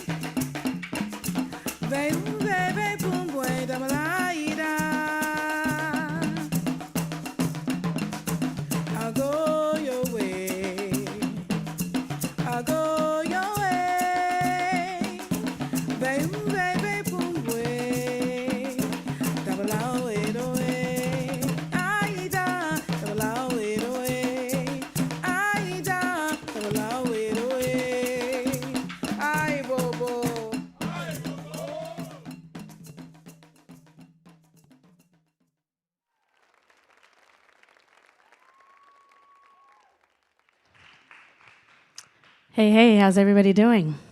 Hey, hey, how's everybody doing? What's up, what's up, what's up? How you doing? My name is Roz Nash. I'm the executive director of the People's Conservatory. These are our peoples. You are our peoples. The People's Conservatory is for all of us. We created this arts organization to represent the underrepresented. We like to use this word inclusive a lot. I like to use the word representative. We want to be represented. We want to be seen. We want to be a part of the thing. So we just make ourselves a part of the thing. We represent ourselves. We tell our stories the way we want to tell them. So this is an example of what we're doing here. We created a show called Cola, an Afro-diasporic remix of the Nutcracker. So we decided to do it differently. We decided to do it through the eyes of a young black girl from East Oakland. And so all of the dance, all of the music, all the theater, all the set design, all of the costumes were created by us. Were created by these young people that you see here. And so the show happened just about a month ago. It was a beautiful 8-show run at Castlemont High School in East Oakland. We'll be doing it again this year. We hope to be at the Paramount in Oakland this year because we're about to be dope like that. So you're seeing snippets of this, and we thought it was relevant because we're talking about inclusivity. We're talking about inclusion, right? We're talking about representing the world. So these pieces, we hope, bring a little bit of that to you. That was from Haiti. That piece was called Yanvalu, and it was created by the amazing Miss Tanzia over there. The next piece you're going to see is a flamenco piece from Spain. And after that, you're going to see a little bit of hip-hop, because that's part of us, too. So please give it up for the People's Conservatory.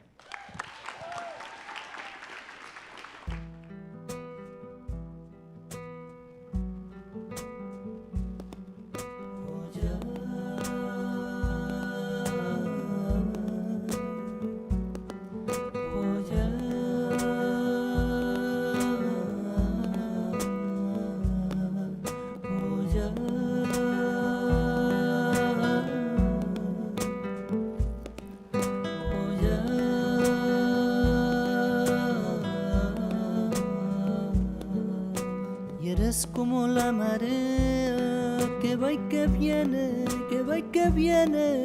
Yo soy la tierra firme que siempre espera. Se llevaron mi anhelo, la ola que va y que viene. Yo sigo la luz de la candela. Llámame ahora. Y antes de que llegue el día, que luego se va y no vuelve, háblame ahora, llámame ahora. Y antes de que llegue el día, que luego se va y no vuelve, ámame ahora.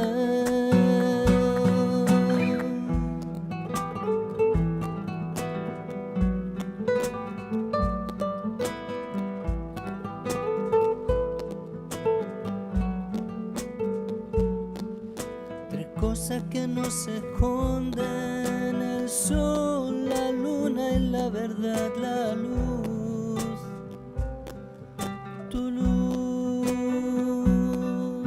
mi pupila está en tus ojos, la piel sobre tu piel, la luz, nuestra luz, llámame ahora. Y antes de que llegue el día, que luego se va y no vuelve, llámame ahora, llámame ahora.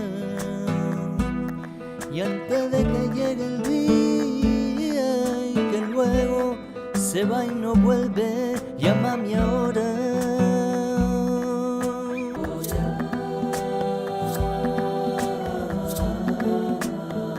Viento, viento de olla, sana, sana, viento de olla. Viento, viento de olla, sana, sana, viento.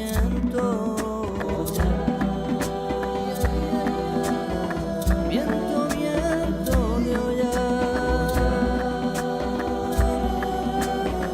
sana, sana, viento de olla. Viento, viento de olla, sana, sana, viento de olla. Viento, viento de olla, sana, sana, sana olla. Viento, viento de olla, sana, sana, viento de olla. Viento, viento de olla.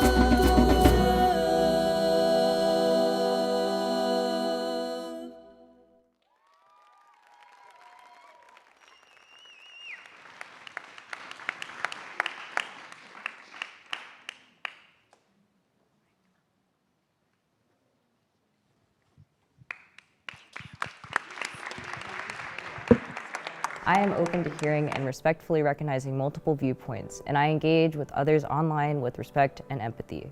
I think what it means to be inclusive is to listen to people that are of, minority groups, listen to women, listen to victims, listen to the LGBT, and to let them have a safe space and a place that they feel like they can be their most authentic selves.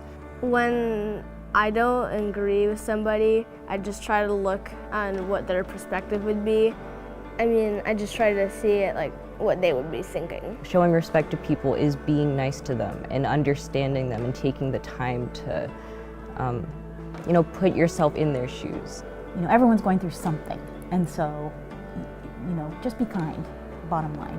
I think you can encourage empathy in kids by putting them in positions where they can listen carefully to what other people are saying. They can try to put themselves in those other people's shoes, and they can see the world not just through their own eyes.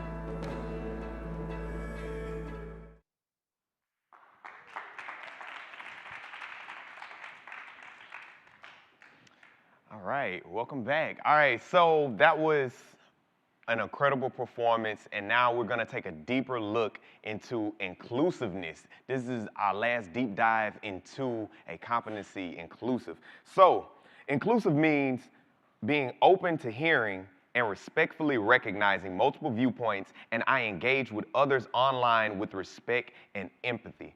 So, giving us that deep dive into inclusiveness, we have Sadie Paulson. Sadie Paulson is a film director, video editor, and storyteller. Sadie has a bachelor's degree in digital cinematography. Although she has cerebral palsy, she does not let that impact her ability to create and communicate. Give it up for Sadie Paulson. Hi everybody. My name is Sadie Paulson. I am from North Dakota, and I have cerebral palsy. I am a video editor, an Apple Distinguished Educator, and a national speaker. In 2016, I graduated with a bachelor's degree in digital cinematography from Full Sail University. Those that know me, know they can talk to me about anything, and don't think about my physical disability. I am going to take this time to talk about what it means to be inclusive in digital spaces and what it means to be open to others who are different than you, those who have different viewpoints and perspectives than you, and how we can all treat one another with empathy. Inclusive. I love this word. It means that we will celebrate that everyone has different views but are open to each other's views and perspectives. As a person with a disability, I look at being inclusive differently than most. I have a couple of examples of how I view and approach being inclusive. My first example is probably more about perception. A couple of years ago, I received an email from a woman who is an editor for a state magazine that highlights North Dakota women who are doing exceptional things in our state. We emailed back and forth discussing the steps needed for the article. She wanted to set up an appointment for her photographer to take photographs of me. Of course I agreed. I then received a message from the photographer on Facebook, and we set up the photo shoot. We met at a local place to do the photo shoot. After the photo shoot, the photographer confessed she was nervous about shooting a person with a disability. She said she didn't realize that it would be like any other photo shoot and that she could approach me like any of her other clients. It was just another misconception that was erased and a barrier removed. It was beautiful. So I went to Full Sail University to get a degree in digital cinematography. I was so scared to take my classes. I was nervous because my classmates had more physical abilities than I have, and I was nervous about how my instructors would approach my disability. But the classes were online and I was able to do many of the projects and assignments fairly easily. So it was a surprise to everybody when they found out that I have a physical disability. Even my teachers didn't know anything about my disability. All they saw was my abilities and who I am. It was pretty cool. When I graduated from Full Sail University, I received the Advanced Achievement Award from my instructors. I didn't know I was getting that award, but I was recognized for my talent and hard work and because I had a disability. I share things on Facebook, Twitter, Instagram, etc. I use all types of social media to talk with people and to share my thoughts, pictures, posts, etc. These are great ways to express your feelings and your views. It is fine to have a different view from everyone, and there are times we may get upset with each other. But it seems like people get upset too fast and then start fighting. Social media is a great way to express yourself, but I feel people share too much information with the world. However, I feel that people with disabilities need to share their perspective online so people can understand what it means to have a disability in this world.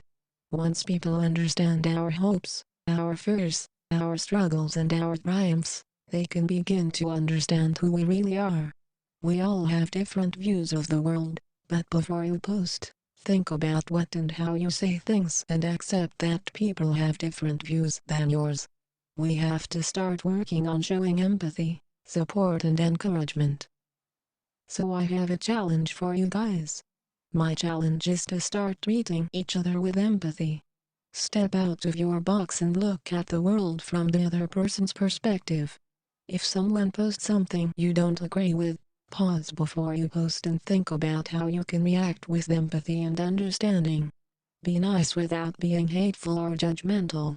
As a person with a disability, people have misconceptions about my ability, my intelligence and my limitations. My reaction could be anger, calling them ignorant, or shaming them. However, I changed the narrative by showing them my abilities, my talents, my passion and give them the opportunity to get to know the real me. My disability is obvious and I accept that. It is a part of me and another aspect of the beautiful diversity in our world. So I help people understand and accept my disability, but to also realize that there is so much more that makes me who I am. You can go over to Twitter after this, come and have a conversation with everyone else today, using this hashtag number DigCitCommit. I hope I can talk with you on Twitter. Thank you.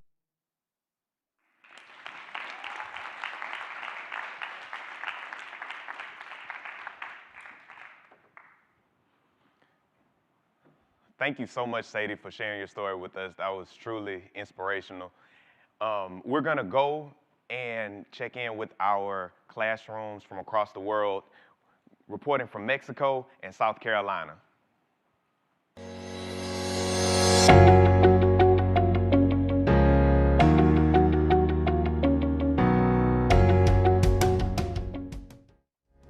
Hola, mi nombre es Pedro Paricio de la Ciudad de México. Soy profesor de tercero de primaria y estamos haciendo un trabajo colaborativo con la maestra Lynette Richaud de South Carolina en los Estados Unidos.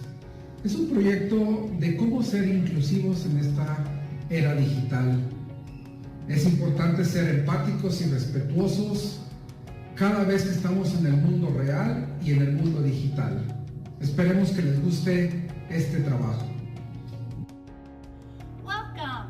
My name is Lynette Rickow, and I teach kindergarten through 5th grade here at Roebuck Elementary in South Carolina. We are excited to share with you about what our classroom is doing to dig, sit, commit, and the inclusive competency. Come on. Come on. Come on. Hola, soy Gonzalo de la Ciudad de México. Es importante ser la voz de los que no la tienen. Por eso yo expreso mis opiniones con respeto y empatía. We have been working on a kindness project and being inclusive. My name is Mitchell de la Arenal and I am from Mexico City. Sometimes we connect to classrooms from all around the world. We respect and show empathy online. Be the positive voice for others. My favorite sport is tennis. What is yours? Go, My Benji. favorite is football. My favorite basketball. And exchanging kisses. And we're singing Christmas songs. We're gonna have a party tonight.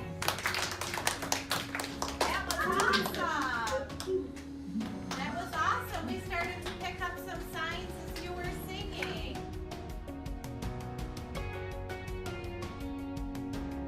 Es importante ser bondadoso y generoso con los demás, especialmente con los niños, para vivir en paz. Sea un buen ciudadano digital. Please join us and be inclusive!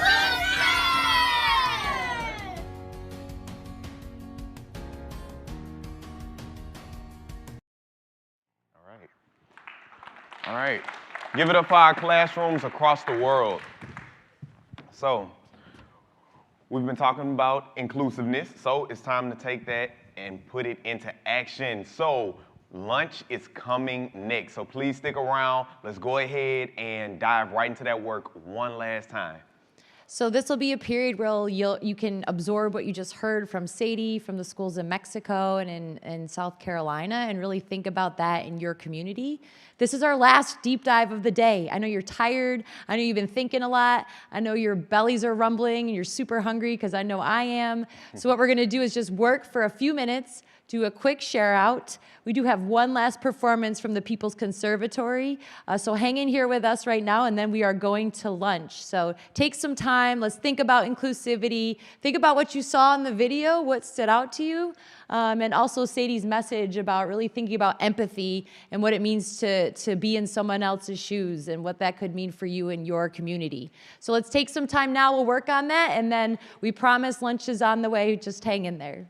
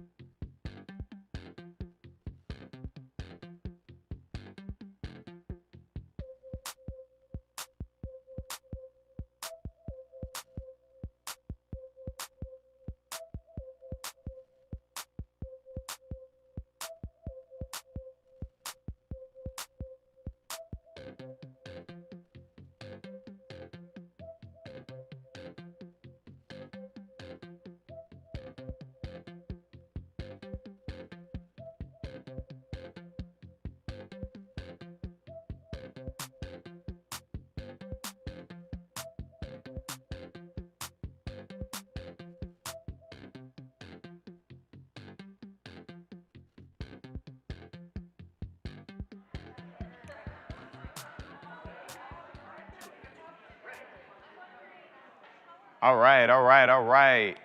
So we're about to do quick shout outs with the audience. If you're at home, please make sure that you are using the hashtag DigCitCommit. So what does it mean to be inclusive? Hi, I'm Chicky from Beyond Differences. And for me, being inclusive means not just inviting other people, but making sure you're creating a space where they feel welcome, comfortable, and valued. Yeah. All right. One more back here. Hi, my name is Marie from Latitude High School, and what inclusive means to me is that you treat others with respect. Like, for example, when you're on social media, you don't need to comment something like disrespectful about somebody's posts or talk, like opinion on something. You could either find something that you like about it or just move on and forget about it. Yeah. Respecting multiple viewpoints. Love it. So, before we get into lunch, we have a beautiful, amazing performance. Welcome to the stage again, the People's Conservatory.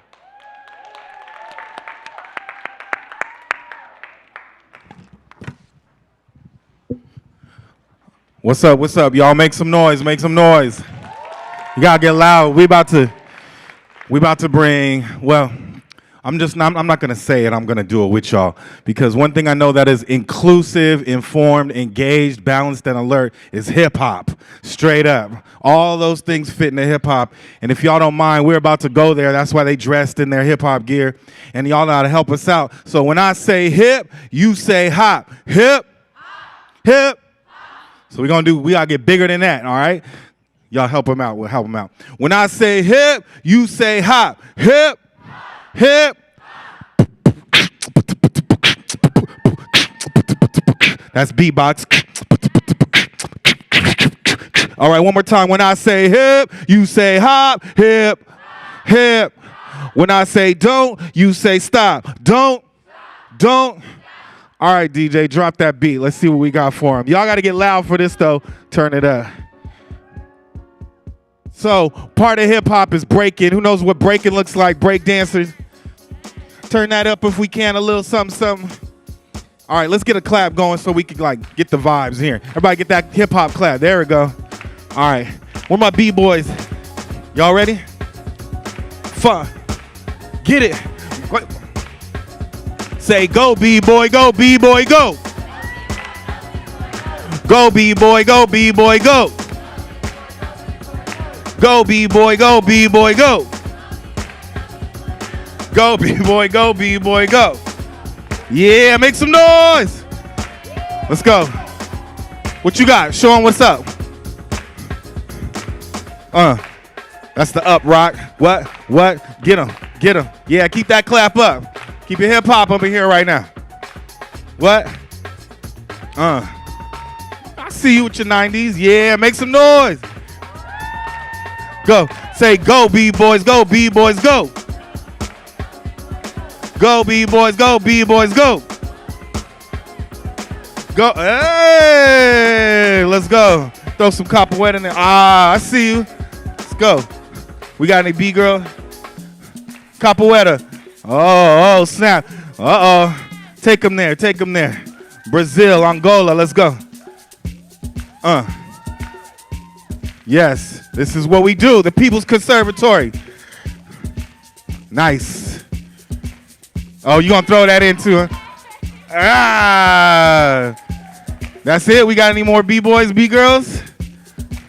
All right, then we're gonna go like this. Everybody, throw your hands in the air and wave them like you actually here. And if you love NTPC, somebody say, oh yeah.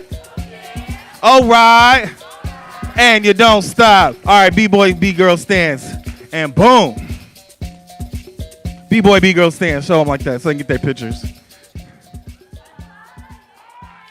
Peace. Everybody say peace. 1, 2, 3. There you go.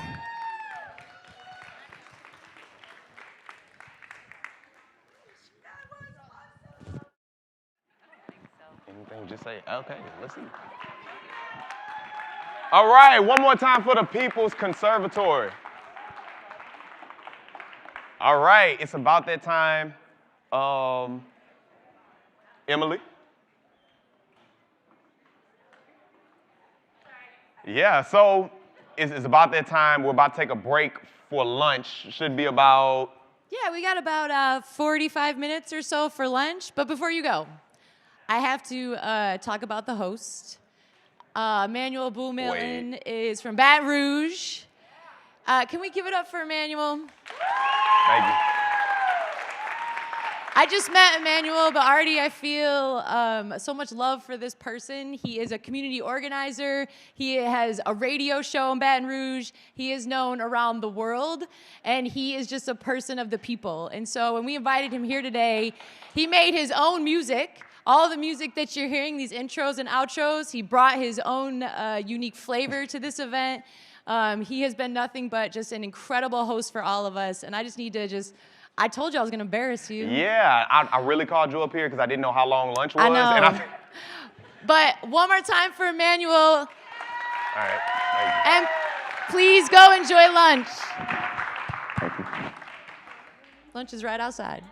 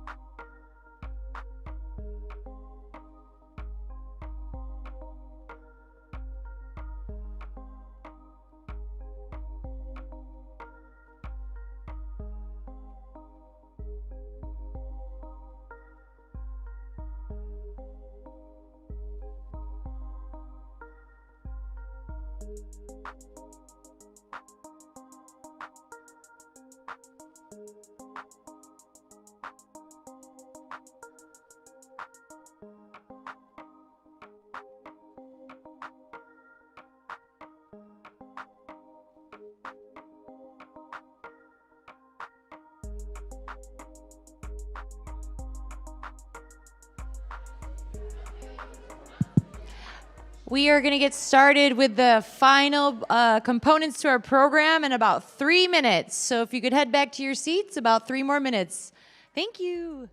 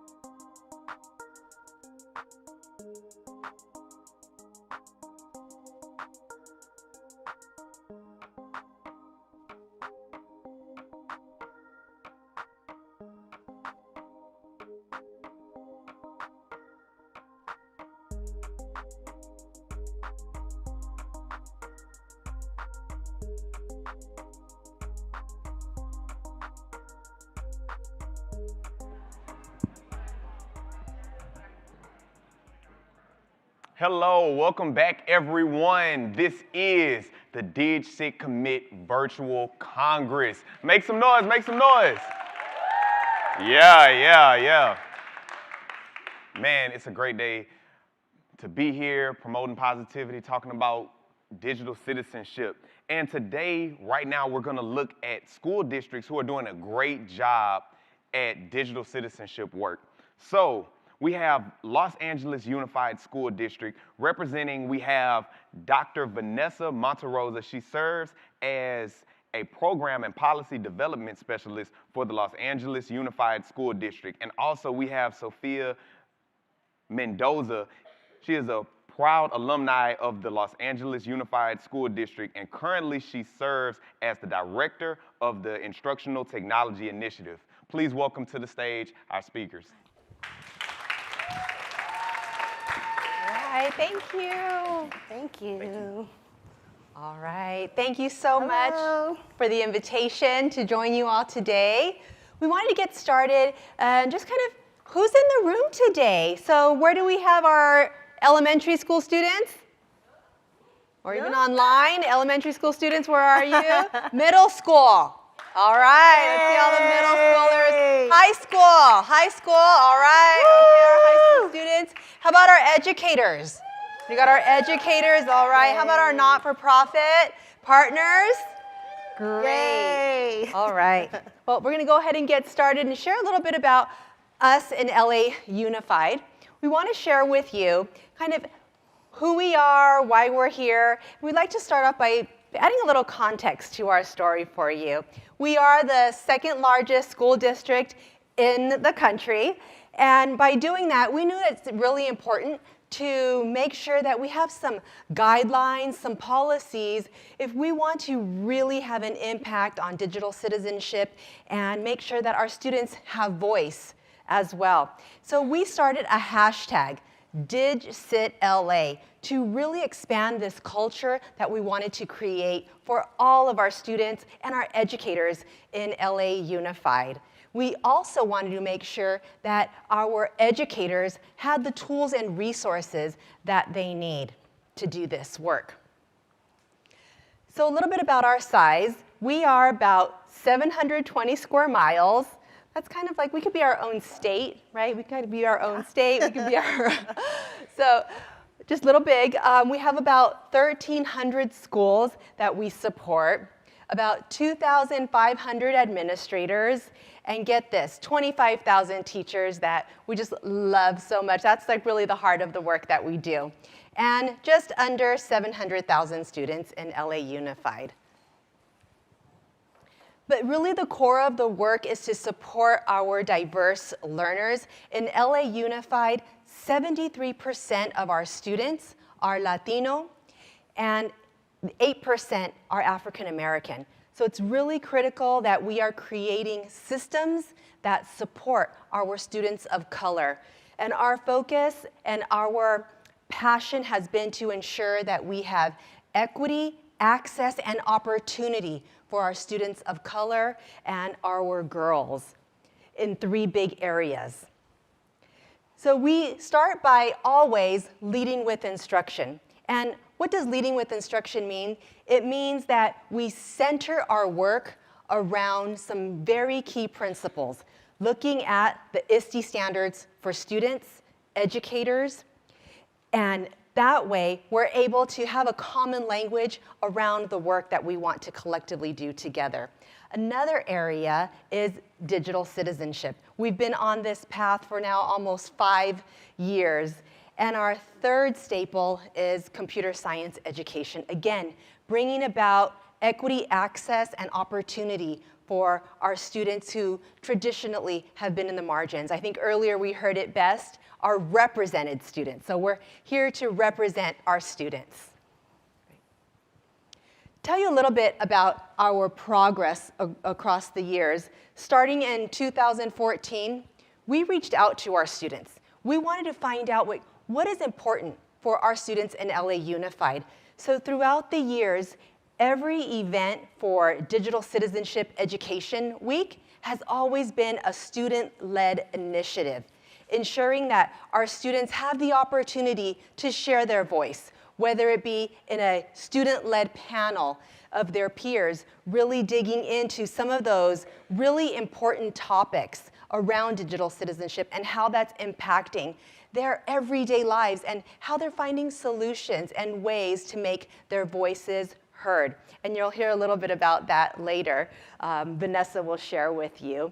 To most recently, the students in LA Unified, they wanted to ensure that their parents also were participating in these efforts. And to make our parents aware, I think we heard it best earlier with our keynote this morning, where mom comes in and wants to blame the technology, but how can we include our parents in this conversation around digital citizenship and the impact that it's having on our lives? So to tell you more about that, I'd like to hand it off to Vanessa, Dr. Monterosa, to share with you more. Perfect. So before we share what our LA Unified principals, teachers, students had to say about these practices. As Sophia mentioned, we had gone out to schools to ask students, to ask teachers, when it comes to social media, what should we be doing in the classrooms? And we wanted to hear from them. We also want to hear from you. So at your table, consider this question. Are there rules at your school right now around digital citizenship, around social media? So take a second, think about, do I remember reading any rules about that at school? And if you can't remember, or you know for certain that there aren't any at your school, think about what kind of supports, what kind of guides, what kind of rules do you think would be supportive for you in the classroom and for those practices to be implemented in your classroom. So take about 37 seconds to discuss that at your table. Are there rules at your school, in your district? If they're not, what would you recommend to your principals, to your teachers?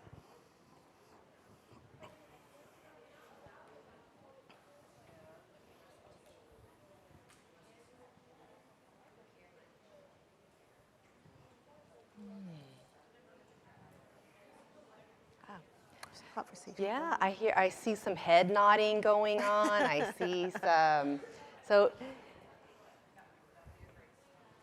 this would provide a great launching path for students to have voice.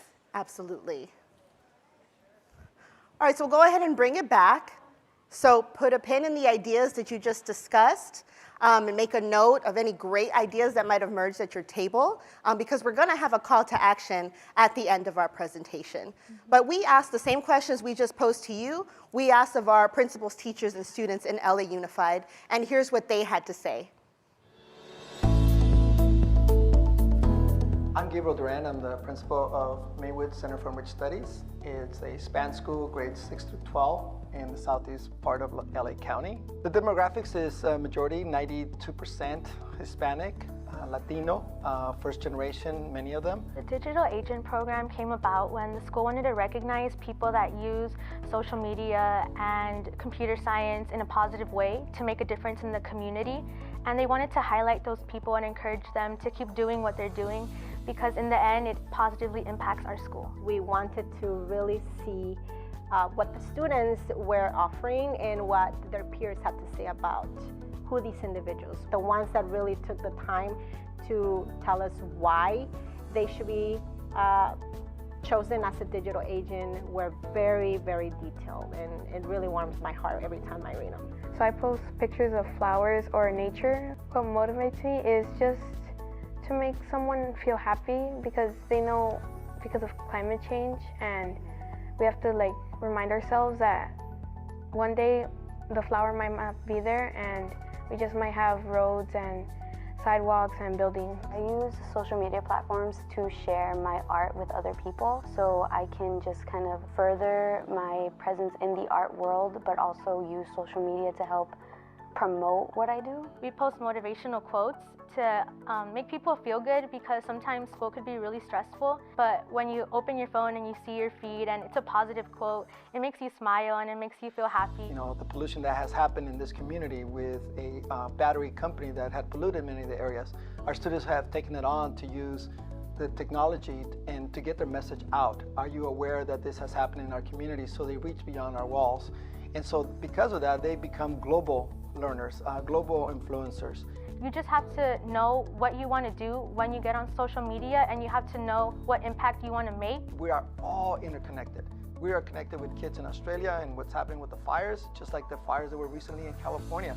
So when our students access that and then say, oh yeah, you know what, they face very similar situations. Let's find out what people my age think of in this, then I can reach out. Usually when parents hear social media, they think that you're gonna, something inappropriate's on there, or that something bad could happen to you. You could do really good things and get noticed for those things, and you could make a difference in someone else's life. I think it's because social media is such a big thing now, and it's I think a lot of careers are also gonna have to be based off of the internet and social platforms.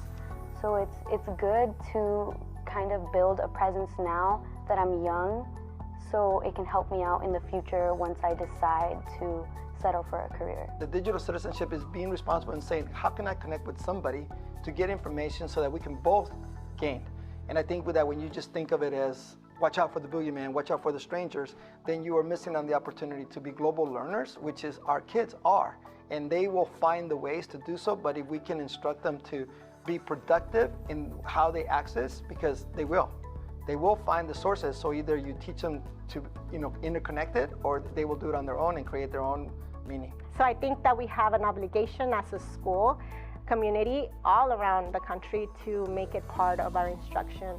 Like I said, it's part of our daily lives, and might as well use our platform as a school to make it a positive impact in our community. That's something that I really focus on. Like, I want to leave high school knowing that I did something positive with social media and computer science in general, because that's what I want to major in.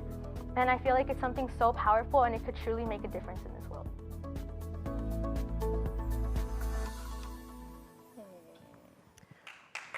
Thank you. Yes, let's give it up for Mace's principal, teacher, and student. So that was a little bit about how this one school, as you saw, of the over 1,200 schools in LA Unified, approach digital citizenship. We really have this philosophy that your digital footprint can equal success. And that message is relatively new, because in the past, the way that we engage in these conversations is around don't do this, don't do that, don't post that, you're gonna get in trouble, don't bully anybody. But who was telling anybody about how to do things in a productive way, in a positive way? And Emily shared a lot more about her story, where one of the other reasons she wanted to create a digital footprint was, as she had mentioned in the video, she's really passionate about majoring in computer science education. And she shared with us that when she thought about who could I see as a role model in that space, she thought about Bill Gates, Steve Jobs, and she stopped and she said, you know what, I can't think of anyone who can represent me as a woman, as a Latina, and so I know that social media allows me to have a voice, and I can add my voice to that conversation. So she was very much about representation and starting to create that conversation. And a lot of the other themes we've talked about today is around identifying your interest, identifying your passion. But how do you do that work? Yes, I know what I'm interested. Yes, I know what my hobbies are. But to have this positive, productive digital footprint, what does it mean to actually put that into practice? So that's where our small but mighty team at the Instructional Technology Initiative is responsible for, helping our educators serve as role models for our students and providing trainings to have those conversations around. Our students are already in those spaces, and yes, we can have conversations with them about how to engage in those spaces, but we as adults need to be responsible for our own engagement in those spaces as well and serve as role models for our students. So we often have this question of, okay, how? What does that look like? And so this is the framework that we approach our principals, our teachers with, but really this is a framework for anyone. Our most youngest learners, getting ready to create their digital footprint, what does it mean to actually do this and put this into practice? So the framework that we've developed is you identify your interest, you identify your passion. Emily is computer science education. Kate was about her art and creating her identity as an artist. Carola was about nature and expanding her interest in photography. So once you identify that, how do I put that into practice? One is through sharing knowledge. You have your interest and you want to expand on what does it mean to be an artist? How can I really expand my knowledge about computer science education? When you post about something you've learned around a major you're interested, a hobby you're passionate about, you're creating that digital footprint that is saying, you as a student, this is my identity, this is my interest, and I'm contributing in this way. Sharing evidence would be an example of exactly what these three young ladies were doing. They've identified their interests, and they're actually sharing their own work, their own photography and art, and they're putting it out there in the world. At a young age, they're starting this digital footprint, so when it comes time to look for a job, when it comes time to apply for college, when they see those applications, and we know from research tells us that increasingly employers and college admissions committees do actually look at your digital footprint. If they're applying for an art major, computer science education major, imagine how much more Their commitment will be shown because they've started this at an early age, and that's what their digital footprint is all about. And the last piece we often talk to our educators about is around sharing resources. Maybe you're afraid to post pictures, you're afraid to post your own artwork, you're afraid to post things that you are creating so far. Well, you can always share learnings that resonate with what matters to you. And that's another way to create your digital footprint and really just put your stake in the ground as this is who I am and this is what I'm passionate about. And so even though this professional development, this framework, we often have conversations with our teachers and principals, it can really be applied by anybody. Great, thank you. So who's ready to start applying this? All right, I see hands. How many of you are ready to start applying this framework? Great. Well, we got a call to action, right? Everything has to have action. Everything has to have purpose in what we do every day. So my challenge to you, I want to challenge you, all of our educators, all of our students, when you return, or if you're already at your school site, talk to your school leaders, talk to your board members.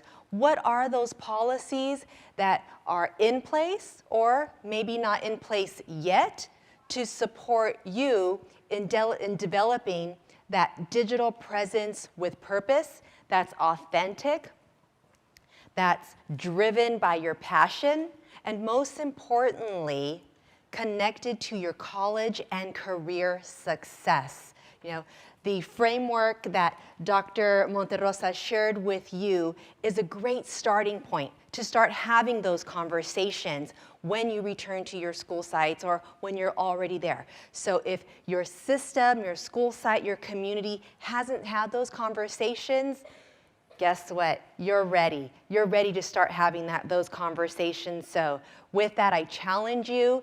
Also, we've provided you with a sheet of various resources. Might you want a starting point to see how the nation's second largest school district has taken our approach? We have resources for you. So please know you're not alone. We're here to support you. And we also want to learn from you. So continue with our hashtag of DigCitCommit so that we continue this rich conversation around leading with instruction. So again, thank you so much. Thank you so much. Any final words from Dr. Monterrosa? The last piece I'd want to add is that I know that we've spent a lot of time sharing with you around social media and how to engage, and that's often how the conversation happens is to our students. But we want to encourage our whole community to everyone is responsible for creating this culture and engaging in these positive and productive ways online.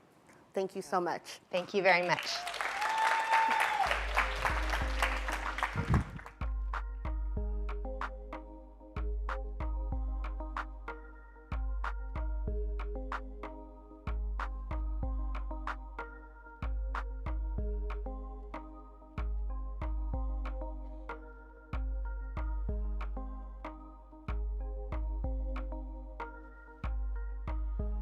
All right, all right, all right. Can we make some noise for our speakers? Woo! All right. Thank you so much for that insight, and we appreciate your work towards redefining digital citizenship. All right, so we said we was giving away shirts. Somebody say prizes. Prizes. I said prizes. Prizes. All right, all right. So our first prize winner, tuning in online, we have a student from Michael Drezik's class. So make some noise for that student. Yes. Top influencer today Yes. on social media. Yes. So we also have a winner in this room. Ooh. Just got real. Yeah, Just got yeah, real. just got real. So, okay, anybody think that was the winner? Kinda? Yeah? All right, so the winner is Kamisha Barrow. Woo! Kamisha, come on up. Come on and get your prize. Come on up.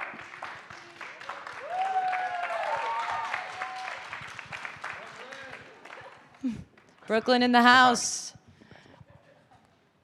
We're going to just do a quick photo. Yep. There you go. Thank you.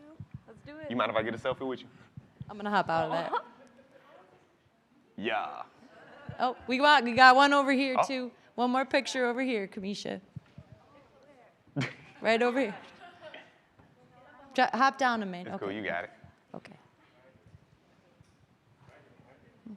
That's feels weird.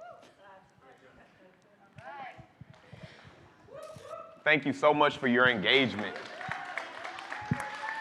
So we're turning to the final piece of today. What are you going to walk out of here with? What are you going to do? One thing I love about Los Angeles is they have really taken the time to listen to students. Everything in LAUSD is about student voice. They have kids at the table. They bring kids in all the time to talk to them. It's not just a one-off thing. The kids are embedded and integrated into all the decisions they make in that school district, and it's an incredible example. So even if you're sitting there today, I love their call to action. Like, who are you going to talk to when you go back? Is it a teacher that you can talk to start getting organized?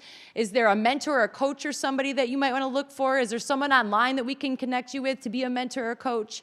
To get you started, there are 4 questions in the squares and step 3 about taking the first step. Let's see where you landed. What is the competency that you would like to work on? How do you know that you're going to be able to do it? What challenges might you face? It's always good to think about what challenges you might run into when you go back home and who can help support you through those challenges. And last but not least, thinking about how do you know it will be successful? What does it look like to you when you've gotten to where you're trying to go? So think about the people in this room who can sort of help you get to that next step when you go home and in your community around digital citizenship and well-being. We'll give you some time to plan it and map it out. We're going to do one last share, and then we'll move into our final keynote and closeout session. So a few minutes to take the time to figure out your next steps. Thank you.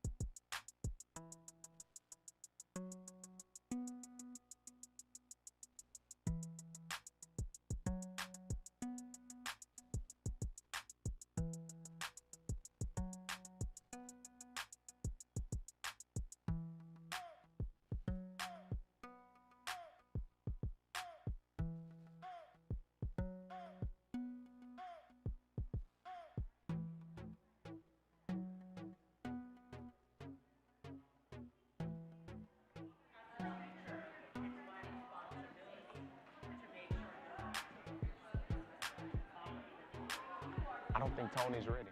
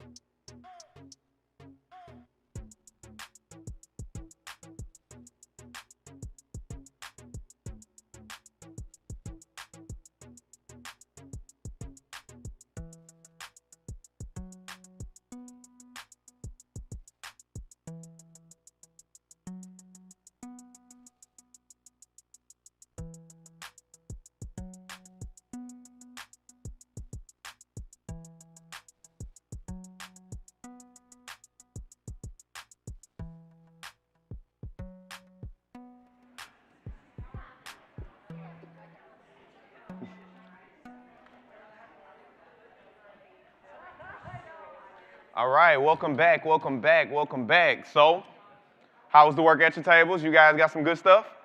All right. How about you online? You guys work on some good stuff? All right. I'm assuming you did. All right, so we are going to the next question. How do you plan on getting started? I'm Anna from Beyond Differences. Okay, something I would do to start like DigCitCommit at my school is like share it with my principal. And when he says yes, I will create a video on the competencies and then share these activities that we did today in my class. Yeah. It's a great start. Yeah. That's a great start, bringing it straight to the principal. All right. So, we've been having a great conference, right? Right? We've gone through all of the competencies, took a deep dive into inclusiveness, being informed, engaged, balanced, and alert. And now, closing us out, our keynote speaker is Mari Copany. She is 12 years old, and when she was 8, Mari wrote a letter to President Barack Obama challenging him to visit Flint, Michigan to see the water crisis firsthand. She continues to dedicate herself to being an activist and a leader in the National Climate March. Give it up for Mari Copany. Yeah. Oh man. Hello. Okay. I'm Mari. I am a 12-year-old kid from Flint, Michigan. You may know me as Little Miss Flint, even though I'm not so little anymore. The water in my community.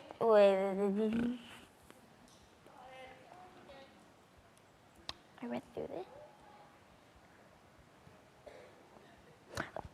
I wish I did over. All right. I'm Mari. I'm a 12-year-old kid from Flint, Michigan.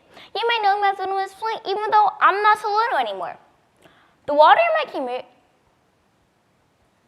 I feel like that's wrong.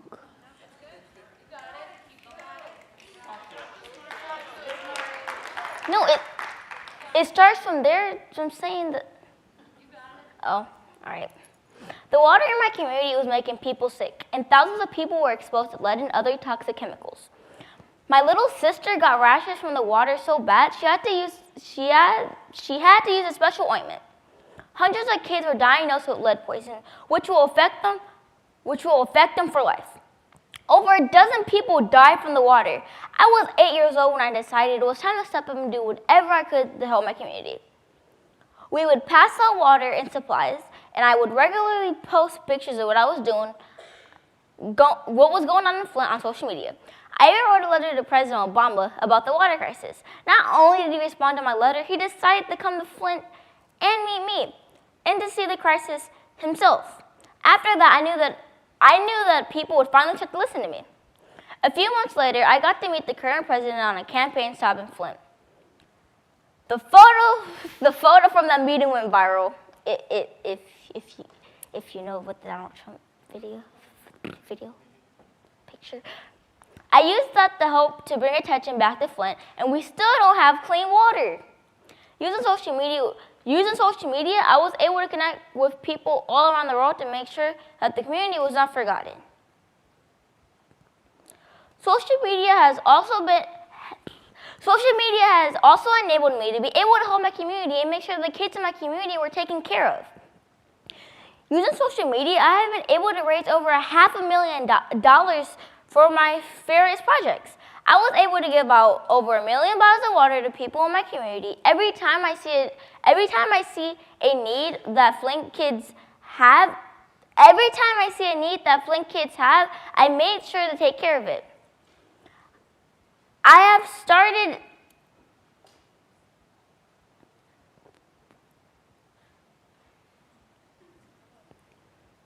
Is that right? It says I have started a book. That doesn't sound right. All right. I have started a book drive, and I have been able to give out thousands of books with characters of color to Flint kids. My Dear Flint Kids letter project has gotten over 5,000 letters of encouragement to the kids all over the world. For my 11th birthday, I partnered with my friend Elon Musk to give out 600 bikes to kids in Flint. Alright.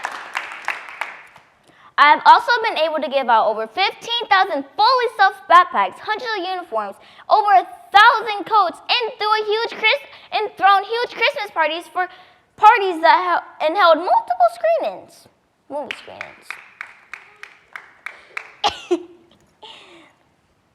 I have also been able to find an amazing community online from other youth like my friends Naomi and Tony.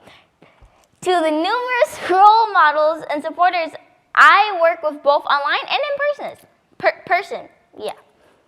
Whenever I need support, they are there to support me and amplify my work. Now I am working to bring attention to the fact that Flint is not the only place in America that has bad water. In fact, there are hundreds of communities with water over the APA action level for lead. And waiting for the government to fix it is not just an option. That's why I have decided to partner with one of the top water experts in the world to develop my own water filter that filters out lead and hundreds of other toxins that are found in water. My filters are already shipping across the country to the communities that need clean, safe water. I'm just a regular kid, but I've been able to use social media to help me change the world. Over the past 2 days, we have learned a lot about how to be a good digital citizen. We have gone beyond the basics of don't share your password and don't be a troll. We have learned how to be inclusive, how to remain informed and engaged, how to keep our online activity balanced, and how to remain alert. You have heard from educators and other students who are using the internet to change the world. You all have the tools to do amazing things online, so go out there and do it. Done. That was really bad.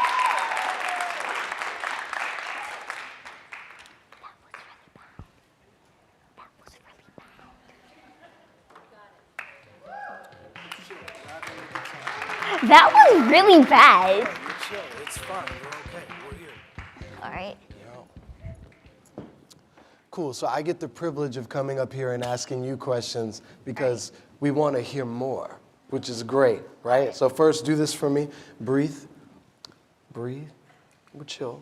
We're chill. We're chill. Let's breathe. We're cool. So tell me this. Your work initially started with what you were doing in Flint.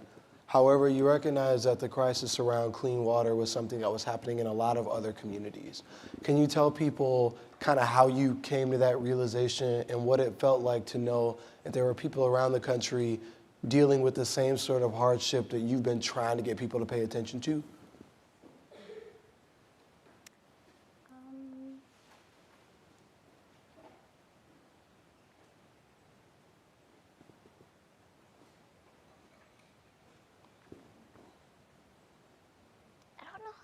In my words. It's like a super move. You got to charge it up before you. I don't know how to put that in my own words. Like, can you restate the question, but in a different way that I can understand since I'm a little bit. I got you. Special. You are special. So let's try this. So. Tell me about when you found out that Flint wasn't the only place that had a water problem. So I found out that Newark, New Jersey has way worse lead levels and other bacteria in their water, worse than Flint. Their water is really bad, very bad. And how'd you find that out? How did I find that out?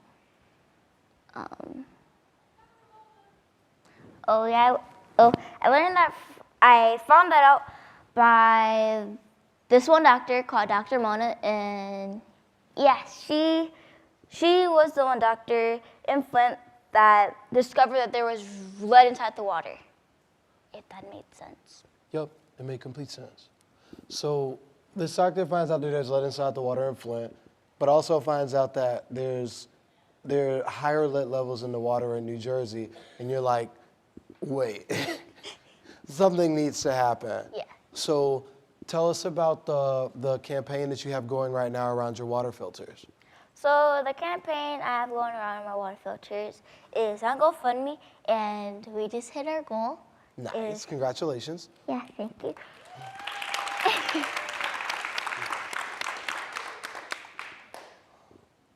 And pretty much we are raising the money so we can ship all my water filters around the state and the country to states and cities that have bad water, since it's not just Flint or it's not just Newark. Newark. It's pretty much America has a water crisis. Valid. It's not just one state or 2 states. It's America has a water crisis. And the government isn't really doing anything to help the water crisis, because they don't believe in helping the other people. They don't believe in helping what the people want. They believe in what the president wants, pretty much. So how did it feel when you sent your first water filter? Like when you came up with the idea, you said, okay, if we're gonna do it, it makes sense to use water filters so that people can get help in the communities that they're in, and you got the chance to send that first one. How did that feel?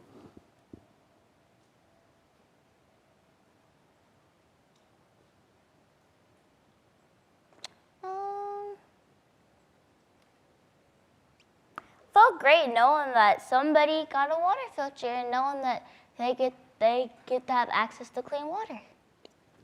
And now that you've hit your goal on the campaign around water filters, do you plan on starting another one? Do you have a next step, or are you like, let's handle what's going on right now?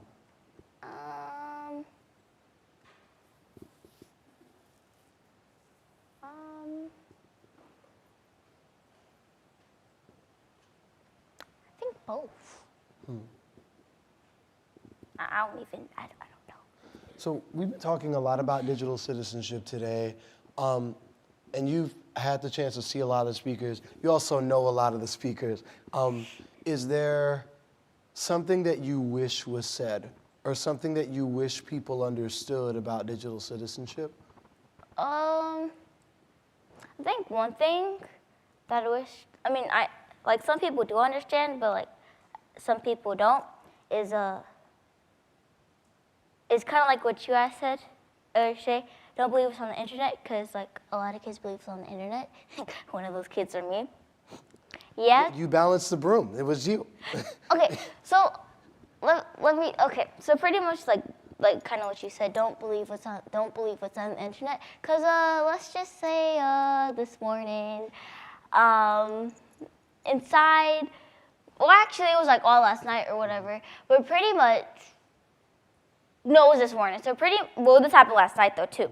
But like pretty much when we turned on the fan cap, the light on the fan kept on turning on and off. Everyone was like, oh no, this is haunted. Then in the morning, it happened again.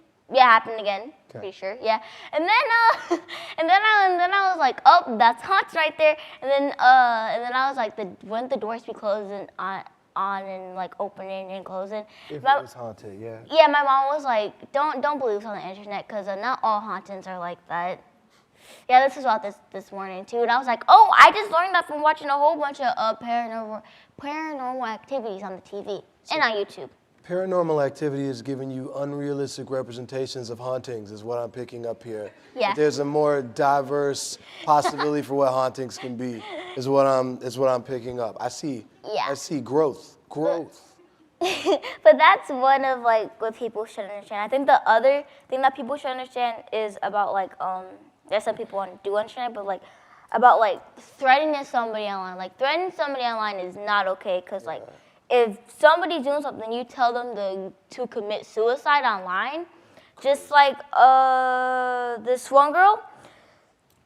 This happened 2013, I want to say. 2013. Okay. I don't know. I learned this the other day, but there's this one girl. She lived in Japan.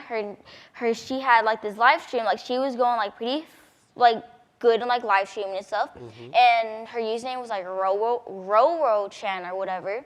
And pretty much, like she was on one of her live streams. She was like, I want to become a legend one day. So she recorded herself jumping off a building. But like before she did, people were like, you want to become a legend and jump off the building, become a legend and stuff like that.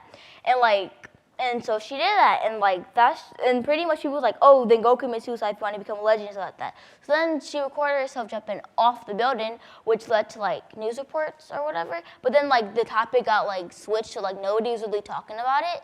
But like that still happens on today with like just like people recording themselves doing suicide due to like some reasons about like when people tell them go commit suicide or like stuff like that. And I think that should be understood that that's really not okay, and that honestly, I'm just gonna say that, and that's just really not okay, because that if you're because like something must be going on. Like who hurt you to be telling somebody random that you don't even know on the internet saying that you don't even know in person, just saying, oh, go commit suicide and stuff like that. Like that's really not okay. It sounds like you're saying two things. Number one, when someone when someone says something online that's negative, your words are going to another person. Like, you don't know this person, you have no engagement with this person. You need to think about your actions and your words when you're engaging with people, because they're still people. But also, don't do anything for clout. Stop clout chasing. Yeah. It'll get you in trouble and hurt you in more ways than one. Yeah, just I hear don't you. clout chase. So we'll close it with one more question. We've talked a lot about technology. We talked a lot about online communities. Tell me something pertaining to technology, whether it's like an app that you use, a stream that you watch, a show or a game that brings you joy. What's something related to technology that's bringing you joy right now? Where I'm mainly on my laptop and I'm watching anime. Yeah. I endorse that. I endorse that more. All the anime. Yeah. Today I was watching Miss Kobayashi's Dragon Maid. Yeah. Yeah. And you said horse girl. Yeah, I thought she was a horse. No. It's a different show. It's my fault. I'm sorry. Oh, that one anime with like the racing horses. Yes. Or whatever. I don't know the name of that. I don't either. That's why I thought that's what it was. No, it's like they're dragons, but like they all get like teleported to this one lady's house. I'm glad that we have it here, that it can be said on paper, endorsed by both Tony Weaver Jr. and Mari Copany. If you want something to bring you joy, anime is the answer. Yes. Can't confirm. Yes. Anime and video games. Yeah. Completely. 10 out of 10, would watch again. Yes, 10 out of 10. Cool. So I think we'll call it there. Thank you for answering some of my questions.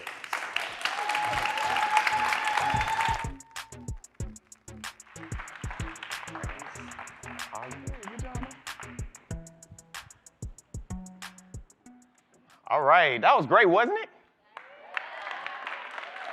So, one more time for Tony. And one more time for Mari. That was amazing.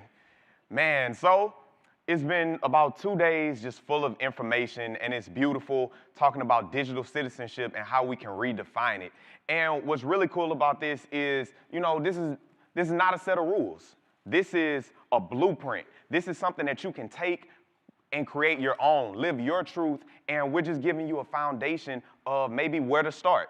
So take it, make it your own, but be a positive force for change in the world and build on top of it. We thank you so much. We want to thank all of our coalition partners, and make sure that you continue to use the hashtag DigCitCommit so you can keep talking about it. Hey, even if it's next week, 3 months from now, if you want to use the hashtag, if you want to @DigCitCommit, please do it, because it doesn't just end the day. We always get caught up in these conference highs and things like that, but no, we got to keep it going, keep it pushing. So let's do it. We thank you so much tuning in online. Everybody here, have a good day.